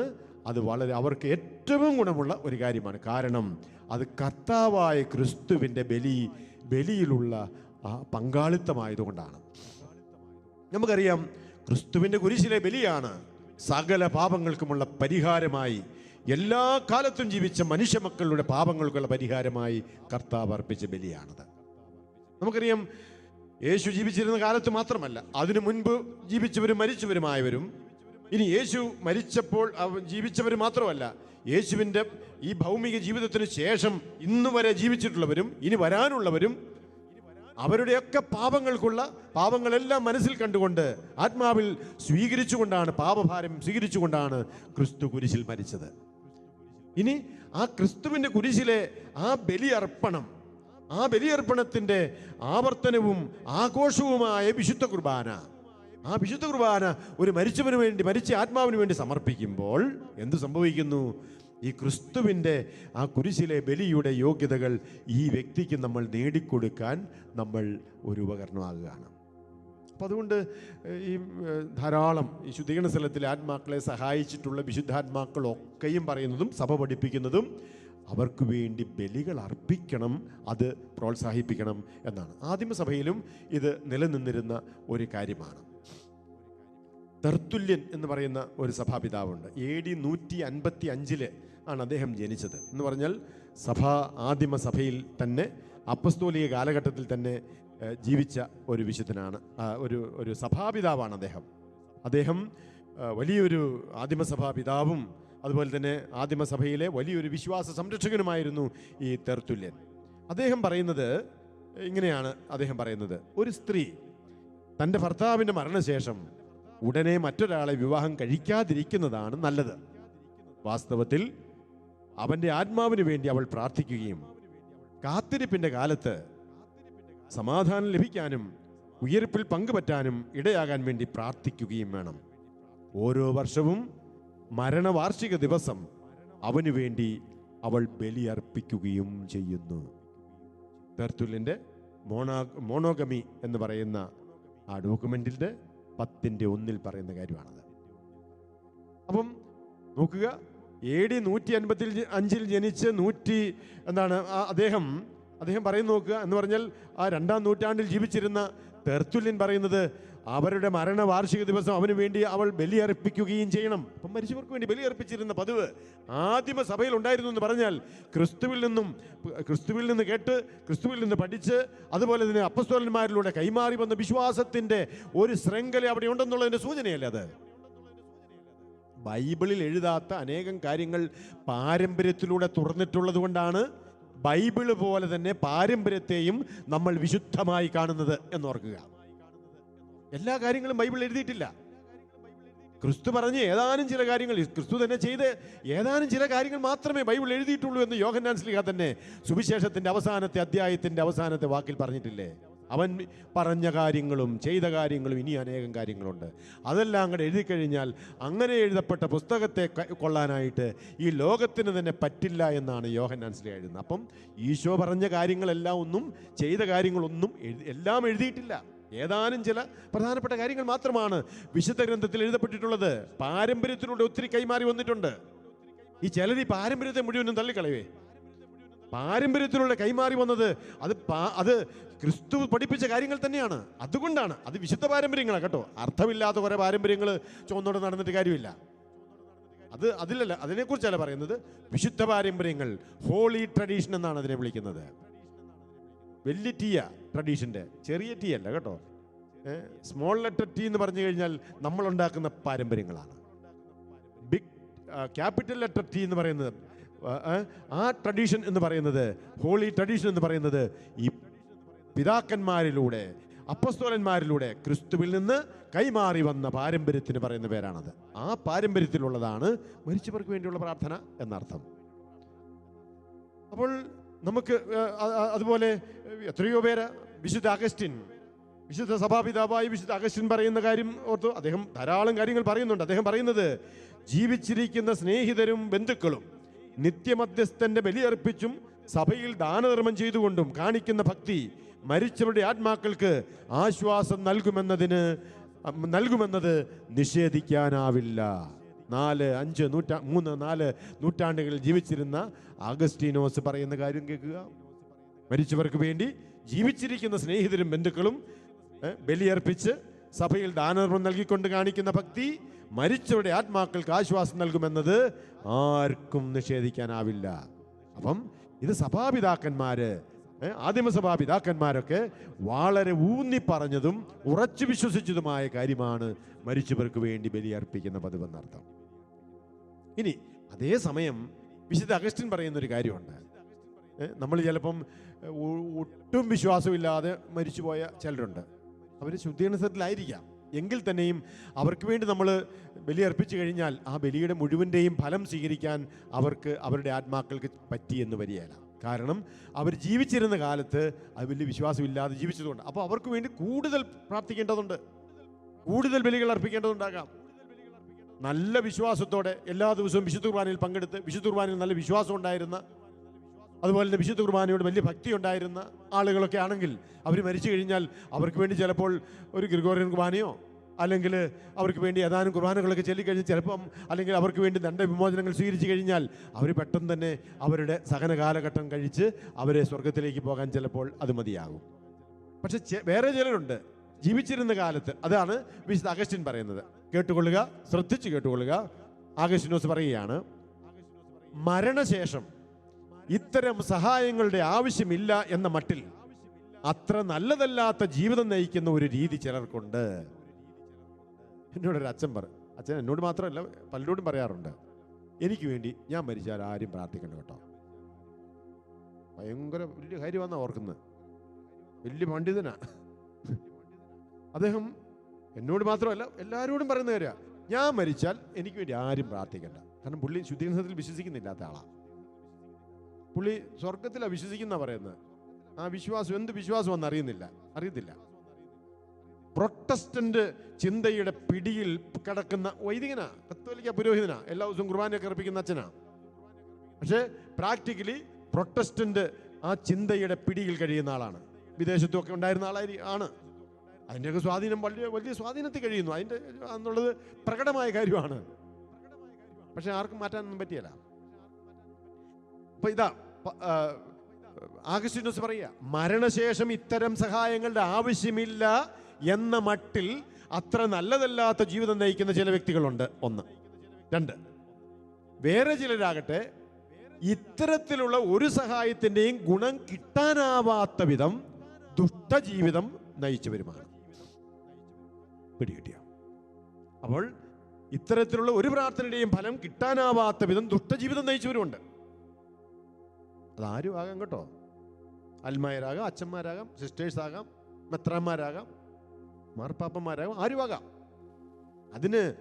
അതിനിതൊന്നും കുപ്പായമുണ്ടോ ഇല്ലയോ ഒന്നും ഇതൊന്നും ബാധിക്കുന്ന കാര്യമല്ല. ആരുമാകാം. നമ്മൾ ചിലപ്പോൾ എല്ലാം നേരെ സ്വർഗത്തിലേക്ക് പോകുമെന്ന് വിചാരിക്കുന്നവർ തന്നെയായിരിക്കും ചിലപ്പോൾ ഇങ്ങനെയുള്ള അവസ്ഥയിലാകുന്നത്. അതല്ലേ വളരെ ഷോക്കിംഗ് ആയിട്ടുള്ള ചില കാര്യങ്ങളൊക്കെ ആകാൻ ചിലപ്പോൾ നമ്മൾ ഈ മരണത്തിന് ശേഷമുള്ള കാര്യങ്ങളിൽ കാണുന്നതെന്നാണ് പറയുന്നത്. അപ്പോൾ ഈ ഭൂമിയിൽ ഈ ഭൂമിയിൽ നിന്നുള്ള മരണത്തിന് ശേഷം ഒരു വ്യക്തിക്ക് വേണ്ടി പ്രാർത്ഥിക്കുന്ന പ്രാർത്ഥനയുടെ ഗുണമൊന്നും കിട്ടാത്ത വണ്ണം അത്ര ചില ദുഷ്ടജീവിതം നയിക്കുന്ന വ്യക്തികളും അവർക്കും വലിയ ബുദ്ധിമുട്ടായിരിക്കും. അതിൻ്റെയൊക്കെ അനുഭവങ്ങൾ പല ഉദാഹരണങ്ങൾ നമുക്കുണ്ട്. വിശുദ്ധ ഫൗസ്റ്റീന തന്നെ പറയുന്നൊരു കാര്യമുണ്ട്. അവരുടെ കോൺവെൻറ്റിലുള്ള സെക്കൻഡ് കൊയറിലുണ്ടായിരുന്ന ഒരു സിസ്റ്റർ മരിച്ചു. സിസ്റ്റർ മരിച്ചിട്ട് ഫൗസ്റ്റീനയുടെ അടുത്ത് ഏതാനും ദിവസങ്ങൾ കഴിഞ്ഞപ്പോൾ അവൾ വളരെ വേദനയോടെ വലിയ വേദനയിലായിരിക്കുന്ന ഒരു അനുഭവം അവൾക്ക് കാണിച്ചു കൊടുത്തു ഫൗസ്റ്റീനയ്ക്ക് മുമ്പിൽ. ഉടനെ ഫൗസ്റ്റീന ചോദിച്ചു, നീ എവിടെയാണിപ്പോൾ? നീ ശുദ്ധീകരണ സ്ഥലത്തിൽ പോലും അല്ലേ? നരകത്തിലാണോ എന്നൊക്കെ ചോദിച്ചു. അവൾ പറഞ്ഞു, ഞാൻ ശുദ്ധീകരണ സ്ഥലത്തിലാണ്, കഠിനമായ വേദനയിലൂടെ ഞാൻ കടന്നു പോവുകയാണ്. ഉടനെ ഫൗസ്റ്റീന ചോദിച്ചു, ഞങ്ങൾ അർപ്പിച്ച പ്രാർത്ഥനകളും ദണ്ഡവിമോചനങ്ങളും ഒന്നും നിനക്ക് ഉപകാരപ്പെട്ടില്ലേ എന്ന്. അവൾ പറഞ്ഞു, അതൊന്നും എനിക്ക് പ്രയോജനപ്പെട്ടില്ല, അതെല്ലാം വേറെ ആത്മാക്കൾക്കാണ് ഉപകാരപ്പെട്ടത്. കാരണം സിസ്റ്റേഴ്സ് ആയാലും അച്ഛന്മാരൊക്കെ ആയാലും ഒരാൾ മരിച്ചു കഴിഞ്ഞാൽ അവർക്ക് വേണ്ടി അവിടെ ഇപ്പം എൻ്റെ സഭയിൽ ഞാൻ മരിച്ചു കഴിഞ്ഞാൽ എൻ്റെ സഭയിലുള്ള അച്ഛന്മാരെല്ലാവരും 500 അല്ലെങ്കിൽ 600 അച്ഛന്മാരുണ്ടെങ്കിൽ 600 അച്ഛന്മാരും എനിക്ക് വേണ്ടി ഒരു ബലി അർപ്പിക്കും. അത് ഗ്യാരണ്ടീഡാണ്. സിസ്റ്റേഴ്സിനും അതുപോലെ തന്നെയാണ്. അവരെല്ലാവരും ഒരു ബലി അർപ്പിക്കും. അപ്പം ഈ ഒരു സിസ്റ്റർ മരിച്ചു കഴിഞ്ഞപ്പോൾ അവരുടെ സഭയിലുള്ള സിസ്റ്റേഴ്സ് എല്ലാം അവൾക്ക് വേണ്ടി ബലി അർപ്പിച്ചു, അവൾക്ക് വേണ്ടി പ്രാർത്ഥനകൾ അർപ്പിച്ചതാണ്. അപ്പോൾ അതിൻ്റെ ഒരു ഗുണവും കിട്ടിയില്ല എന്ന് ചോദിച്ചപ്പോൾ പറഞ്ഞു കേട്ടോ, അതിൻ്റെ ഫലമൊന്നും എനിക്ക് കിട്ടിയില്ല. അപ്പോൾ സിസ്റ്റർമാരായാലും അങ്ങനെയൊക്കെ സംഭവിക്കാമെന്നർത്ഥം. അച്ഛന്മാർക്ക് അപ്പോൾ അതിലേറെ സംഭവിച്ചേക്കാം. അതായത് വിശുദ്ധ അഗസ്റ്റിൻ പറഞ്ഞ കാര്യമാണ്, ഇതിൻ്റെ ഒന്നും ഫലം കിട്ടാനാവാത്ത വിധം ഈ ഭൂമിയിൽ എന്തൊക്കെയോ ചെയ്തു പോയിട്ടുണ്ടാവും. വിശ്വാസമില്ലാതെയായിരിക്കാം ഇത്രയും കാലമൊക്കെ ജീവിച്ചു പോയത്, അങ്ങനെ എനിക്ക് മരിച്ചതും.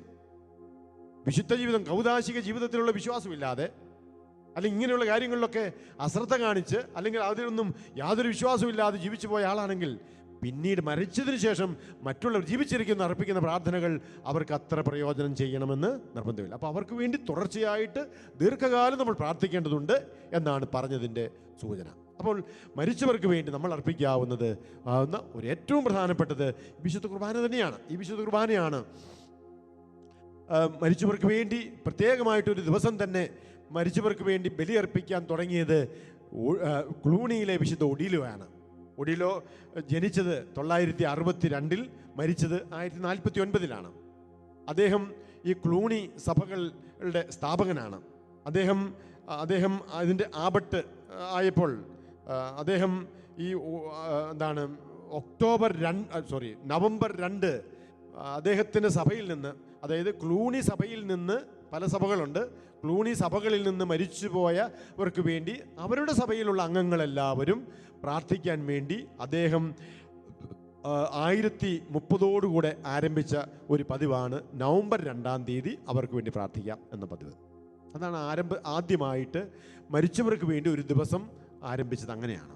വേറെ ഒരു പാരമ്പര്യത്തിലും അത് പറയപ്പെടുന്നില്ല. വേറൊരിടത്തും അങ്ങനെ ഒരു പാരമ്പര്യം ഉണ്ടായതായും നമ്മൾ കാണുന്നില്ല.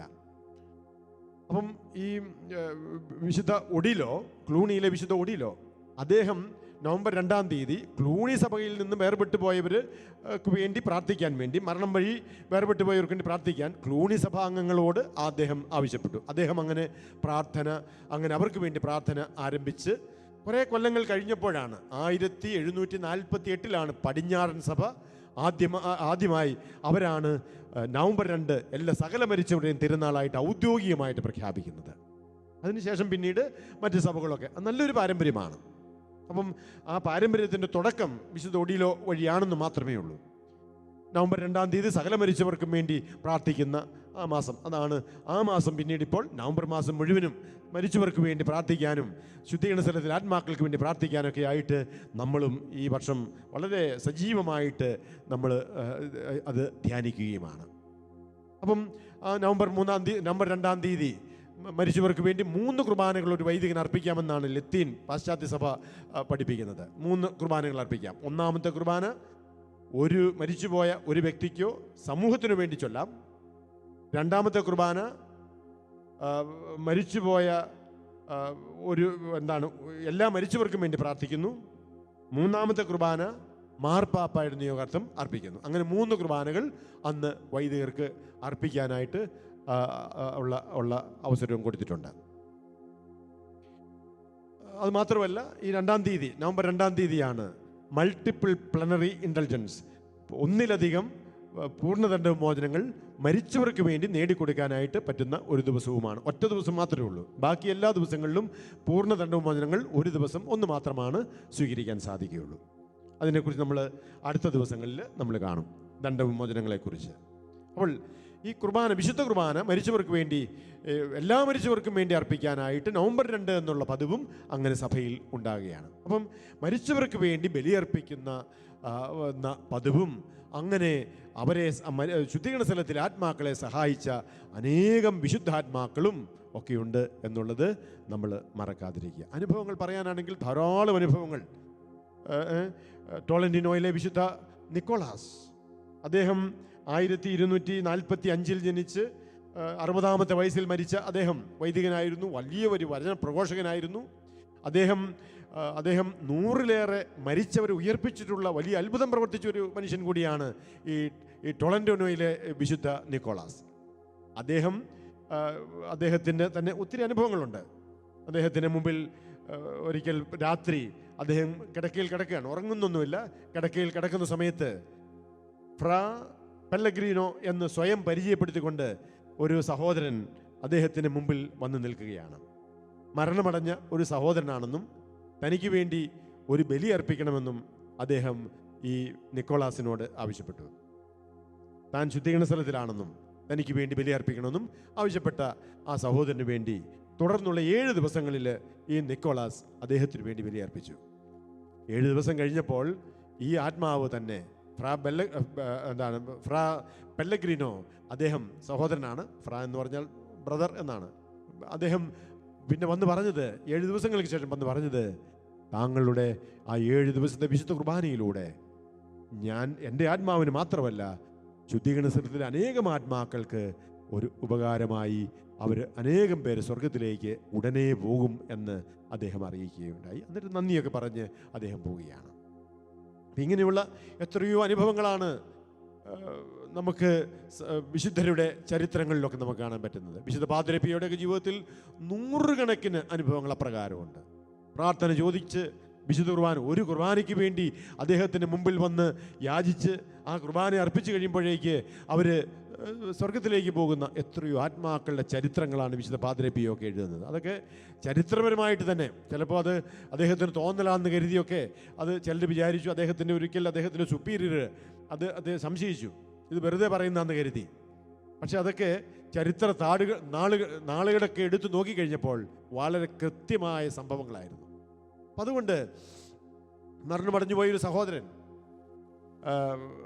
പീട്രോ ഡി മൗരോ എന്ന് പറയുന്ന ഒരു മനുഷ്യൻ തന്നെ പരിചയപ്പെടുത്തിക്കൊണ്ട് അതേ സ്ഥലത്ത്, അതായത് പാദ്രി പിയോ താമസിക്കുന്ന ആശ്രമത്തിൻ്റെ അതേ സ്ഥലത്ത് 1908 ഒരു തീപിടുത്തത്തിൽ, കിടക്കയ്ക്ക് തീപിടിച്ച് വൃദ്ധഭവനമായിരുന്ന സമയത്ത് തീപിടിച്ച് മരിച്ചുപോയ ആളാണ് താനെന്ന് പറഞ്ഞ് അദ്ദേഹത്തെ പരിചയപ്പെടുത്തി.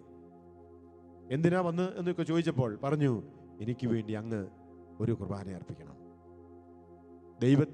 ദൈവത്തിൻ്റെ കരുണയാൽ അങ്ങേ വന്ന് കണ്ട് പ്രാർത്ഥന ചോദിക്കാൻ കർത്താവ് എനിക്ക് അവസരം തന്നതുകൊണ്ട് വന്നതാണ്. അദ്ദേഹം നാളെ നിനക്ക് വേണ്ടി അർപ്പിച്ചുകൊള്ളാം, വിശുദ്ധ കുർബാന അർപ്പിച്ചുകൊള്ളാം എന്ന് പറഞ്ഞു. അദ്ദേഹം വിശുദ്ധ കുർബാന അർപ്പിച്ചു. അപ്പോൾ അത് അർപ്പിക്കാൻ വേണ്ടി അനുവാദം ചോദിക്കാൻ സുപ്പീരിയറോട് ചോദിച്ചു.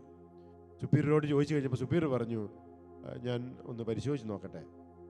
ഡേറ്റ് പറഞ്ഞത്, മരിച്ച ആൾ വന്ന് പറഞ്ഞത് 1908 സെപ്റ്റംബർ മാസം 18-ാം തീയതിയാണ് ഞാൻ മരിച്ചതെന്നാണ് പറഞ്ഞത്. അപ്പോൾ അത് പാദ്രി പിയോ അതുപോലെ പറഞ്ഞു. പാദ്രി പിയോ മരിക്കുന്നത് 1968 ഓർക്കണം കേട്ടോ. പാദ്രി പിയോ മരിക്കുന്നത് 1968, അദ്ദേഹം ജനിക്കുന്നത് 1887.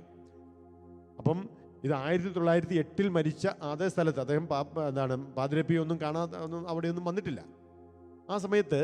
അപ്പം ഈ അച്ഛൻ എന്ത് ചെയ്യുന്നറിയാവോ, ഈ ഓരോ ആശ്രമത്തിൻ്റെയും നാളുകളുടെ ക്രോണിക്കളുണ്ട്, പഴയ ചരിത്രങ്ങളെല്ലാം അതിൽ ഉണ്ട്. അദ്ദേഹം പോയി അവിടെ പോയി പഴയ ക്രോണിക്കളെല്ലാം അടുക്കി വെച്ചിരിക്കുന്ന സ്ഥലമെടുത്ത് അതെടുത്ത് ക്രോണിക്കളെടുത്ത് പരിശോധിച്ച് നോക്കി. 1908 സെപ്റ്റംബർ മാസം 18-ാം തീയതി അങ്ങനെ ഒരു മരണം ഉണ്ടായിട്ടുണ്ടോ എന്ന് നോക്കാൻ, അതോ പാദ്രി പിയോയ്ക്ക് വട്ടായിട്ട് പറയുന്നതാണോ എന്നറിയാൻ വേണ്ടി പോയി പരിശോധിച്ച് കഴിഞ്ഞപ്പോൾ ആ ക്രോണിക്കളിൽ സെപ്റ്റംബർ മാസം 18-ന് രജിസ്റ്ററിൽ എഴുതി വച്ചിരിക്കുന്നത് ഇങ്ങനെയാണ്: 1908 സെപ്റ്റംബർ 18-ന് വൃത്തഭവനത്തിലെ തീപിടുത്തത്തിൽ പീട്രോ ഡി മൗരോ മരണമടഞ്ഞു എന്ന്. കൃത്യമായ കാര്യമാണ് വന്നറിയിച്ചതും പ്രാർത്ഥന ചോദിച്ചതും. പാദ്രി പിയോയുടെ ബലിയിൽ പങ്കുചേരാൻ വേണ്ടി എത്രയോ ആത്മാക്കളായിരുന്നു ഓടി വന്നിരുന്നത് ഓരോ വിശുദ്ധ കുർബാനയിലും. അപ്പം മരിച്ചവർക്ക് വേണ്ടി നമുക്ക് വിശുദ്ധ കുർബാനകൾ അർപ്പിക്കാം. അനേകം വിശുദ്ധരുടെ, വിശുദ്ധ ജത്രൂദിൻ്റെയും വിശുദ്ധ പീറ്റർ ഡാമിയൻ്റെയും ഒക്കെ ജീവിതാനുഭവങ്ങളൊക്കെ നമുക്ക് അത് മാതൃകയാണ്. അതുപോലെ തന്നെ നമുക്കറിയാം മരിച്ചവർക്ക് വേണ്ടി അർപ്പിക്കുന്ന കുർബാനയാണ് ഈ ഗ്രിഗോറിയൻ കുർബാന എന്ന് പറയുന്നത്. അതിനെക്കുറിച്ച് ഞാൻ മുമ്പ് ഒരിക്കൽ പറഞ്ഞിട്ടുണ്ട്, അതുകൊണ്ട് ഞാനതിനെ ഇപ്പോൾ ഞാൻ വിശദമാക്കി പറയുന്നില്ല. അപ്പോൾ മരിച്ചവർക്ക് വേണ്ടി മാത്രമുള്ള കുർബാനയാണ് ഗ്രിഗോറിയൻ കുർബാന. അപ്പം 30 കുർബാനകൾ ഒരു വൈദികൻ ഒരേ അൾത്താരയിൽ അല്ലെങ്കിൽ ഒരേ നിയോഗത്തോടെ അദ്ദേഹം ചൊല്ലുന്ന കുർബാനയ്ക്ക് പറയുന്ന പേരാണ് ഗ്രിഗോറിയൻ കുർബാന എന്ന് പറയുന്നത്. അപ്പോൾ മരിച്ചവർക്ക് വേണ്ടി നമ്മൾ ബലികൾ അർപ്പിക്കുക എന്നുള്ളത്. ബെനഡിക്ട് 16 മാർപ്പാപ്പ സ്പേസ് ആൽവിയുടെ പ്രത്യാശയിൽ രക്ഷ എന്ന് പറയുന്ന ചാക്രി ലേഖനത്തിന് 48 പാരഗ്രാഫിൽ മരിച്ചുപോയവർക്ക് വേണ്ടി ചെയ്യേണ്ട കാര്യങ്ങളെക്കുറിച്ച് അദ്ദേഹവും സൂചിപ്പിക്കുന്നുണ്ട്. അദ്ദേഹം പറയുന്നത് ഇങ്ങനെയാണ്: ദിവ്യബലി, പ്രാർത്ഥന, ധർമ്മദാനം ഇവയിലൂടെ പരേതാത്മാക്കൾക്ക് ആശ്വാസവും വിശ്രാന്തിയും നൽകുവാൻ കഴിയും.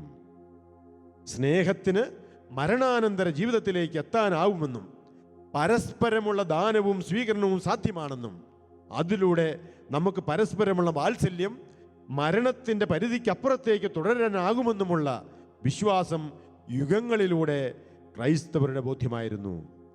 കണ്ടോ, ആവേശം കൊള്ളിക്കേണ്ട കാര്യമല്ലേ? അതായത് നമ്മുടെ വാത്സല്യവും സ്നേഹവും ഒക്കെ ഈ മരണത്തിൻ്റെ കവാടങ്ങൾക്കപ്പുറത്തേക്ക് നീളുന്ന ഒരു പരിശുദ്ധമായ ബന്ധത്തിൻ്റെ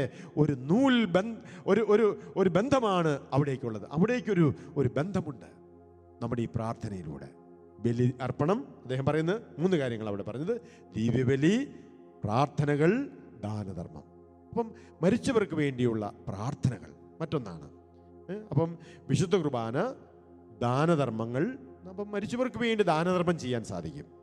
മരിച്ചവർക്ക് വേണ്ടി ജീവിച്ചിരിക്കുന്നവർ ദാനധർമ്മം ചെയ്യുമ്പോൾ അതിന് ഫലങ്ങളുണ്ട്. അതുപോലെ തന്നെയാണ് പ്രാർത്ഥനകൾ, മരിച്ചവർക്ക് വേണ്ടിയുള്ള പ്രാർത്ഥനകൾ. അപ്പം മരിച്ചുപോയവരുടെ ഓർമ്മ ദിനങ്ങൾ ഓർത്ത് നമ്മൾ പ്രാർത്ഥിക്കുന്നുണ്ട്. പലപ്പോഴും ഇപ്പോൾ വളരെ അർത്ഥരഹിതമായ കാര്യങ്ങൾ പലപ്പോഴും നടക്കുന്നുണ്ട്. മരിച്ചുപോയവരുടെ ഓർമ്മ ദിവസം ചിലപ്പോൾ ഈ അവർക്ക് വേണ്ടി അവിടെ വലിയ സദ്യയൊക്കെ നടത്താറുണ്ട് പലരും.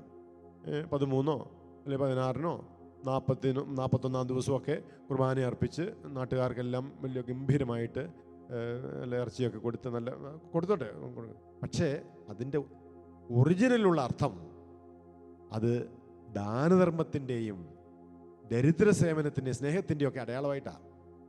ഇതിപ്പം നമ്മൾ നമ്മുടെ സുഹൃത്തുക്കളെ മാത്രം വിളിച്ച് അവർക്ക് കൊടുക്കുന്ന ഒരു പരിപാടിയായി പോയി. വാസ്തവത്തിൽ ചെയ്യേണ്ടത് ആ മരിച്ചവരുടെ നിയോഗത്തിൽ അവരുടെ ആത്മശാന്തിക്ക് വേണ്ടി അവിടെ ഭക്ഷണം കഴിക്കാൻ വകയില്ലാത്ത ആർക്കെങ്കിലുമൊക്കെ കൊടുക്കേണ്ടത് വാസ്തവത്തിൽ.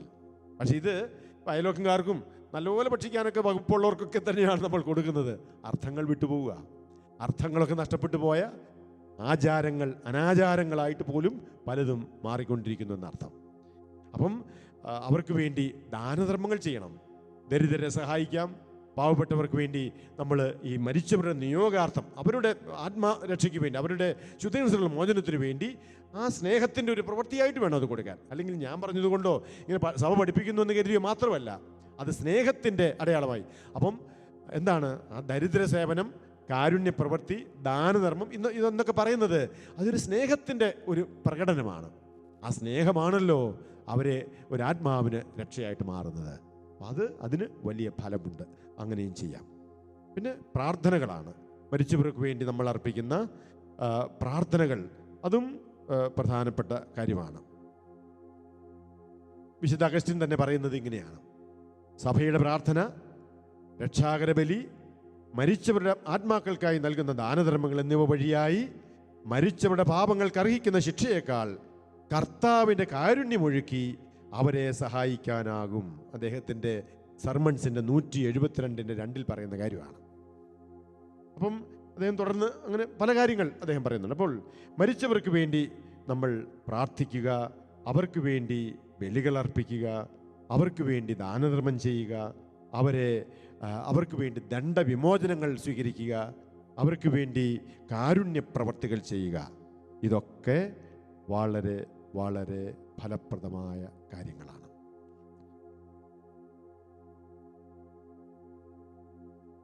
ജെറുസലേമിലെ വിശുദ്ധ സിറിൽ എന്ന് പറയുന്ന ഒരു ആദിമസഭയിലെ വളരെ പ്രഗത്ഭനായ ഒരു ദൈവശാസ്ത്രജ്ഞനാണ്.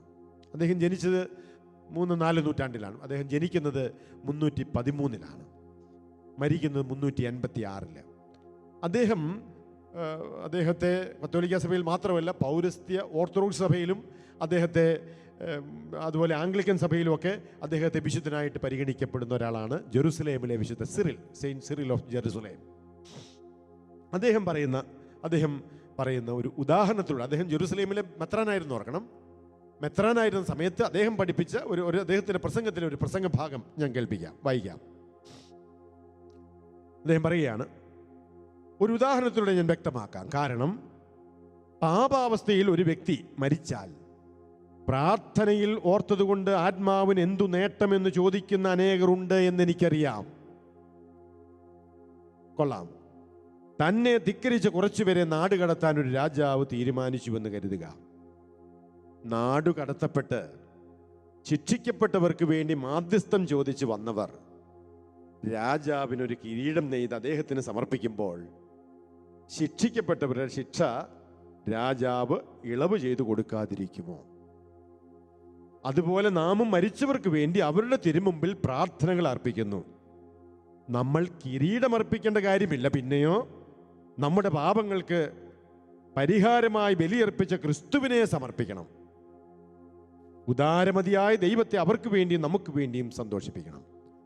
അങ്ങനെ മരിച്ചവരെ ശുദ്ധീകരണത്തിലുള്ള ആത്മാക്കളെ സഹായിക്കണം. ഇതാണ് ആദിമസഭയിലെ പിതാക്കന്മാരുടെ ചിന്തയെന്ന് ഓർക്കുക.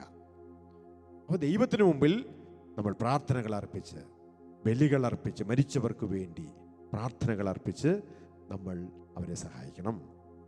അതുപോലെ തന്നെ വിശുദ്ധ ജോൺ ക്രിസോസ്റ്റോമിനെ കുറിച്ച് പറയുന്നത്, അദ്ദേഹത്തിന് സമനായി ഈ സഭാ ചരിത്രത്തിൽ വേറെ ആരും ഉണ്ടായിട്ടില്ല എന്നാണ് പറയുന്നത്. അദ്ദേഹം 344 ജനിച്ച് 407 മരിച്ച ഒരു സഭാപിതാവാണ്. മരണമടഞ്ഞവർക്ക് വേണ്ടി പ്രാർത്ഥിക്കണമെന്ന് ശക്തമായ ആഹ്വാനം ചെയ്യുന്ന ഒരു സഭാപിതാവാണ് ഈ വിശുദ്ധ ക്രിസോസ്റ്റോം. വിശുദ്ധ ക്രിസോസ്റ്റോമിൻ്റെ വാക്കുകൾ നമ്മുടെ കാറ്റഗിസം തന്നെ അതിൽ പറയുന്നുണ്ട്. അദ്ദേഹത്തിൻ്റെ വാക്കുകൾ കടമെടുത്ത് കാറ്റഗിസത്തിൽ തന്നെ 1032 CCCയിൽ പറയുന്നുണ്ട്. ഞാൻ മറ്റൊരു കാര്യമാണ് പറയുന്നത്. അദ്ദേഹം പറയുന്ന വാക്കുകൾ, അദ്ദേഹം പറയുകയാണ്: തങ്ങളുടെ സമ്പത്തിൽ മരിച്ചവർക്ക് വേണ്ടി വിലപിക്കുക, തങ്ങളുടെ സമ്പത്ത് കൊണ്ട് സ്വന്തം ആത്മാവിന് ആശ്വാസം ആക്കാത്തവർക്ക് വേണ്ടി വിലപിക്കുക, തങ്ങളുടെ പാപം കഴുകിക്കളയാൻ ശക്തി ഉണ്ടായിരുന്നിട്ടും അത് ചെയ്യാൻ മനസ്സാകാതെ പോയവർക്ക് വേണ്ടി വിലപിക്കുക. നമുക്ക് അവർക്ക് വേണ്ടി കരയാം, നമ്മുടെ കഴിവിനൊത്ത് അവരെ സഹായിക്കാം. ചെറുതെങ്കിലും അവരെ സഹായിക്കാനുള്ള വഴികളെപ്പറ്റി നമുക്ക് ചിന്തിക്കാം. പക്ഷെ എങ്ങനെ, ഏത് വിധത്തിൽ? അവർക്കായി പ്രാർത്ഥിച്ചുകൊണ്ട്, പ്രാർത്ഥിക്കാൻ മറ്റുള്ളവരെ പ്രേരിപ്പിച്ചുകൊണ്ട്, മരിച്ചവരുടെ നാമത്തിൽ പാപങ്ങൾക്ക് ദാനധർമ്മം ചെയ്തുകൊണ്ട്.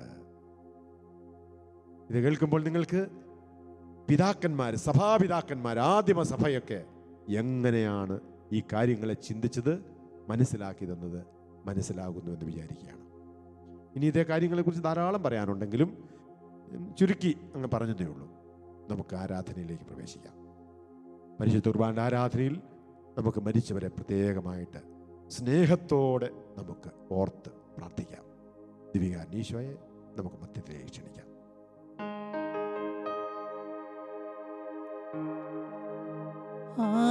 ആരാധന അങ്ങേക്കാരാധന,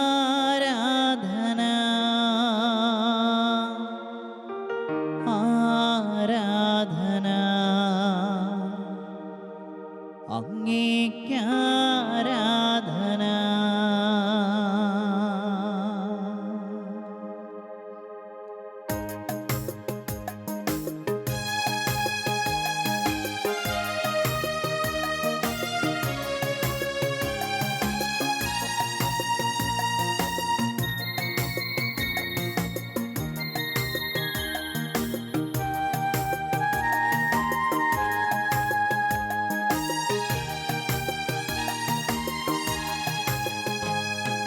ദൈവപിതാവേ അങ്ങയെ ഞങ്ങൾ ആരാധിച്ചിടുന്നിതാ, ദൈവപിതാവേ അങ്ങയെ ഞങ്ങൾ പാടി സ്തുതിക്കുന്നിതാ, ദൈവപിതാവേ അങ്ങയെ ഞങ്ങൾ ആരാധിച്ചിടുന്നിതാ, ദൈവപിതാവേ അങ്ങയെ ഞങ്ങൾ പാടി സ്തുതിക്കുന്നിതാ. ആരാധന അങ്ങേക്കാരാധന, ആരാധന അങ്ങേക്കാരാധന, ആരാധന അങ്ങേക്കാരാധന, ആരാധന അങ്ങേക്കാരാധന. യേശുവേ നാഥ അങ്ങയെ ഞങ്ങൾ ആരാധിച്ചിടുന്നിതാ, യേശുവേ നാഥ അങ്ങയെ ഞങ്ങൾ പാടി സ്തുതിക്കുന്നിതാ, യേശുവേ നാഥ അങ്ങയെ ഞങ്ങൾ ആരാധിച്ചിടുന്നിതാ, യേശുവേ നാഥ അങ്ങയെ ഞങ്ങൾ പാടി സ്തുതിക്കുന്നിതാ. ആരാധന അങ്ങേക്ക് ആരാധന, ആരാധന അങ്ങേക്ക് ആരാധന, ആരാധന അങ്ങേക്ക് ആരാധന, ആരാധന അങ്ങേക്ക് ആരാധന.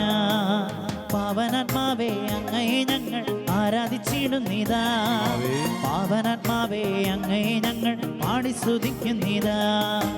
ആരാധന അങ്ങേക്ക് ആരാധന, ആരാധന അങ്ങേക്ക് ആരാധന, ആരാധന അങ്ങേക്ക് ആരാധന, ആരാധന അങ്ങേക്ക് ആരാധന, ആരാധന അങ്ങേക്ക് ആരാധന, ആരാധന അങ്ങേക്ക് ആരാധന, ആരാധന അങ്ങേക്ക് ആരാധന, ആരാധന അങ്ങേക്ക് ആരാധന.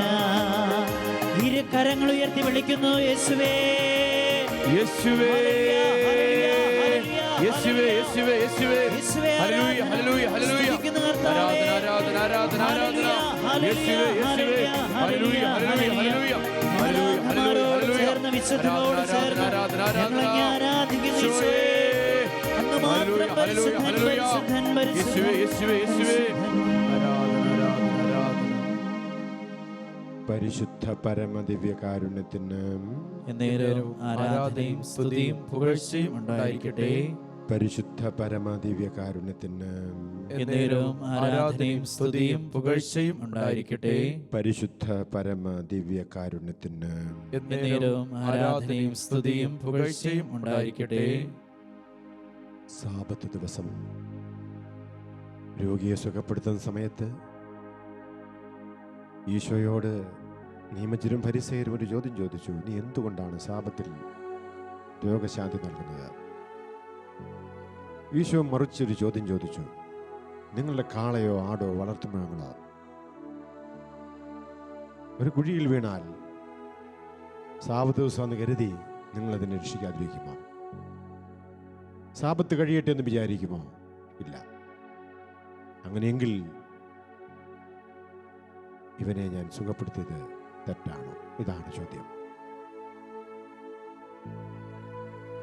ഇതിനൊരു മറുവശമുണ്ട്. ബെനഡിക്ട് മാർപ്പാപ്പ സൂചന നൽകി സ്പേസാൽവി എന്ന ചാക്രി ലേഖനത്തിൽ പറയുന്ന കാര്യം തന്നെ. സഹായം ആവശ്യമായി നിൽക്കുന്ന, ശുദ്ധീകരണത്തിലായിരിക്കുന്ന നമ്മുടെ പ്രിയപ്പെട്ടവർ, അവരെ സഹായിക്കാതിരിക്കുന്നത് അനീതിയാണ്. നവംബർ മാസത്തിലേക്ക് മാത്രമായിട്ടല്ല, തുടർന്നും പ്രാർത്ഥിക്കണമെന്നർത്ഥം, എന്നും പ്രാർത്ഥിക്കണമെന്നർത്ഥം മരിച്ചവർക്ക് വേണ്ടി. അത് സ്നേഹത്തിൻ്റെ ഉപമയുടെ വലിയൊരു പ്രകടനമാണ്, അതിൻ്റെ ഒരു പ്രദർശനമാണ്.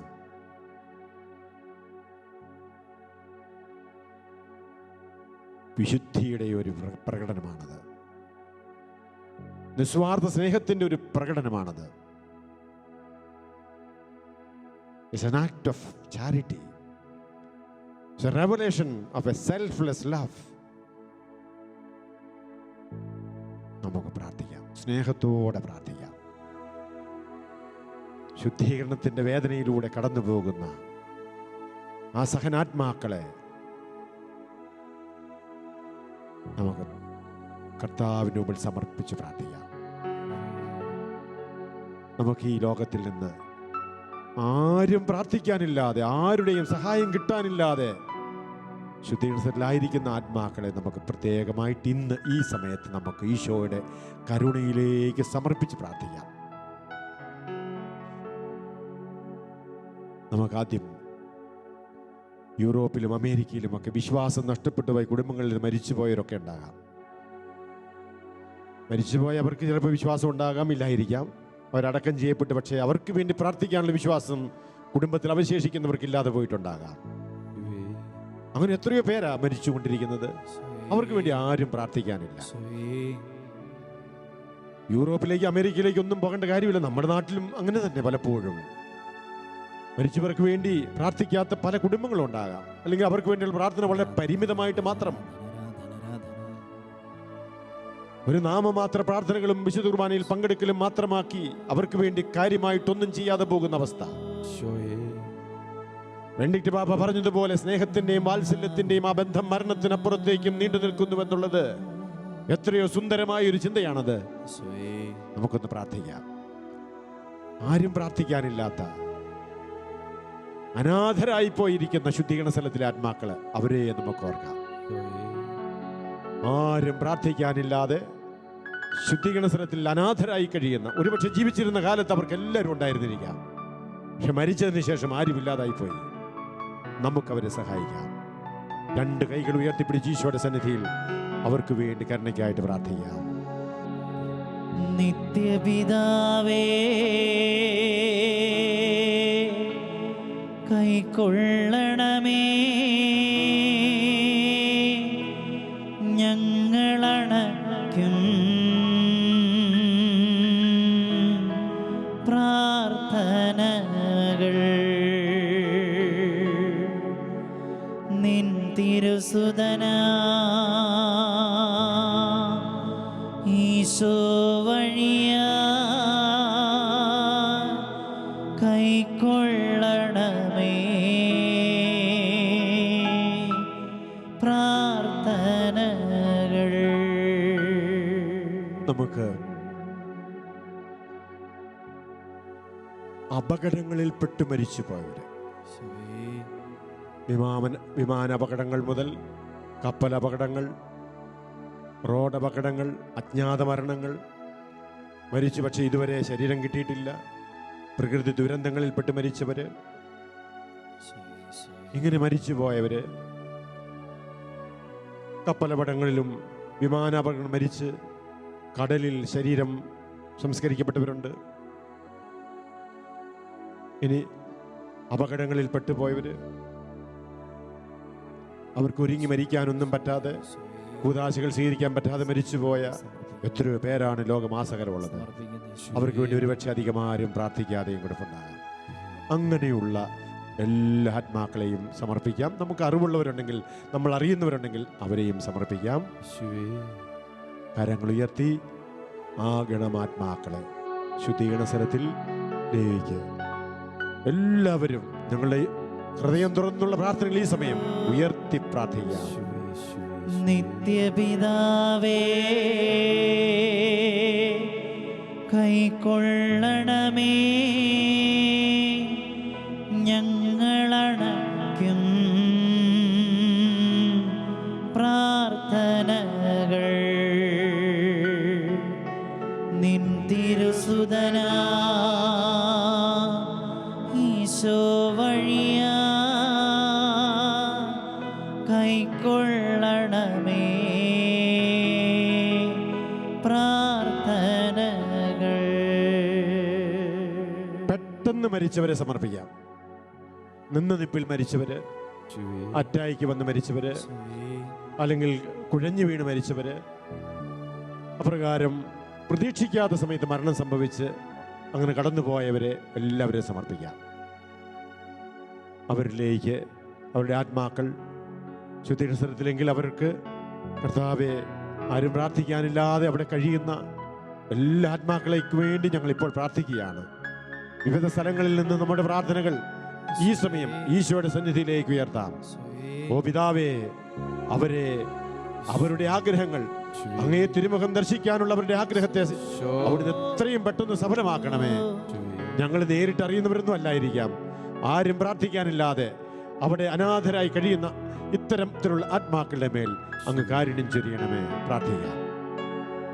കരുണയ്ക്കായി പ്രാർത്ഥിക്കുന്നു, ഇവരിൽ നീ കനിയേണമേ. കരുണയ്ക്കായി പ്രാർത്ഥിക്കുന്നു,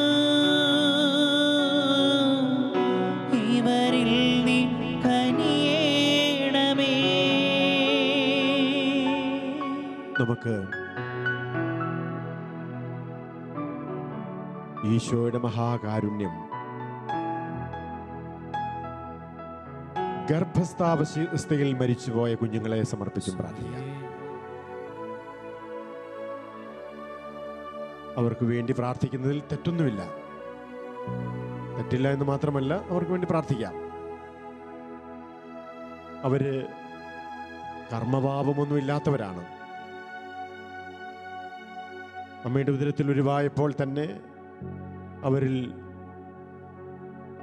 ഉത്ഭവഭാവം അവരിൽ ഉണ്ടായിട്ടുണ്ട്.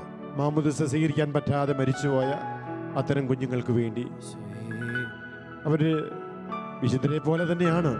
കാരണം എന്നാൽ അവർക്ക് മാമോദിസ സ്വീകരിക്കാൻ പറ്റാത്തത് കൊണ്ട് അവരിൽ നിന്ന് ഈ ജന്മപാപം അല്ലെങ്കിൽ ഉത്ഭവഭാവം നീങ്ങിപ്പോയിട്ടുണ്ടാകില്ല. പക്ഷെ ദൈവത്തിൻ്റെ കാരുണ്യം അത് നീക്കിക്കളയുമെന്നാണ് കത്തോലിക്ക സഭയുടെ മതബോധന ഗ്രന്ഥം പഠിപ്പിക്കുന്നത്. അതുമാത്രമല്ല, ജോൺ പോൾ പാപ്പായുടെ പഠനങ്ങളിലുമൊക്കെ അവർ ദൈവത്തിൻ്റെ അടുത്തായിരിക്കും എന്ന് തന്നെയാണ് നമുക്ക് വിശ്വസിക്കാൻ സാധിക്കുന്നത്. എങ്കിലും അവർക്ക് വേണ്ടിയും നമുക്ക് പ്രാർത്ഥിക്കാം. ഒപ്പം അബോർഷനൊക്കെ ചെയ്ത്, അബോർഷൻ ബോധപൂർവം ചെയ്ത് അതിനെക്കുറിച്ച് അനുദപിക്കാതെ ഗർഭസ്ഥാവസ്ഥയിൽ കുഞ്ഞുങ്ങളെ കൊല ചെയ്ത മാതാപിതാക്കളോ അതിന് കാരണക്കാരായവരോ അതിനെക്കുറിച്ച് അനുദപിക്കാതെ മരിച്ചുപോയവരുണ്ടാകാം. അവരെ സമർപ്പിക്കാം. ഒപ്പം കൊലപാതകം ചെയ്ത്, മറ്റുള്ളവരെ കൊലപാതകം ചെയ്തിട്ട് അതിനെക്കുറിച്ച് അനുദപിക്കാതെയൊക്കെ മരിച്ചുപോയവർ ശുദ്ധീകരണ സ്ഥലത്തിലെങ്കിൽ അവർക്ക് വേണ്ടി ചിലപ്പോൾ ആരും പ്രാർത്ഥിക്കുന്നുണ്ടാകില്ല. അവരെയും നമുക്ക് സമർപ്പിച്ച് പ്രാർത്ഥിക്കാം. രണ്ട് കരങ്ങൾ ഉയർത്തി അത്തരത്തിലുള്ള ആത്മാക്കളുടെ പേര് കർത്താവിന്റെ കാരുണ്യം ഒഴുകാൻ വേണ്ടി നമുക്ക് പ്രാർത്ഥിക്കാം. കരുണയ്ക്കായി പ്രാർത്ഥിക്കുന്നു, ഇവരിൽ നീ കനിയേണമേ. ഈശോയെ കരുണയ്ക്കായി പ്രാർത്ഥിക്കുന്നു, ഇവരിൽ നീ കനിയേണമേ. പരിശുദ്ധ കുർബാനയുടെ ആശീർവാദം ഈ ആത്മാക്കളിലെ ഗണങ്ങളിലേക്ക് ഒഴുകട്ടെ. ഈ ഭൂമിയിൽ നിന്നുയരുന്ന പ്രാർത്ഥനകളും പരിശുദ്ധ കുർബാനയുടെ ആശീർവാദവും നിങ്ങളിലേക്ക് മാത്രമല്ല, നിങ്ങൾ ഉയർത്തിയ പ്രാർത്ഥനകളിലേക്ക്, നിങ്ങൾ ഉയർത്തിയ ശുദ്ധീകരണ സ്ഥലത്തിലെ ആത്മാക്കളുടെ ഗണങ്ങളിലേക്ക്, ആ ഗണത്തിലേക്ക് ഇതിൻ്റെ ആശീർവാദത്തിൻ്റെ യോഗ്യത കടന്നു ചെല്ലട്ടെ.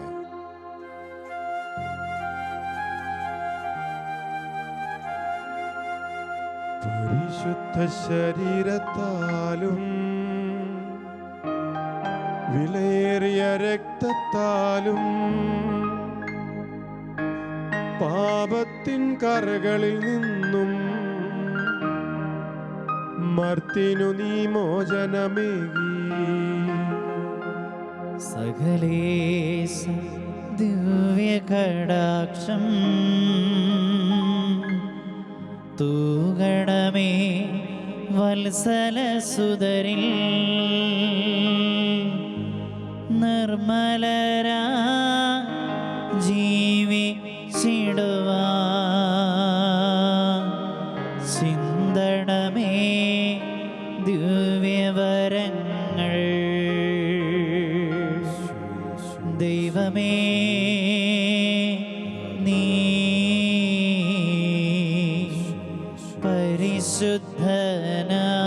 പരിശുദ്ധനാകുന്നു. ബലവാനേ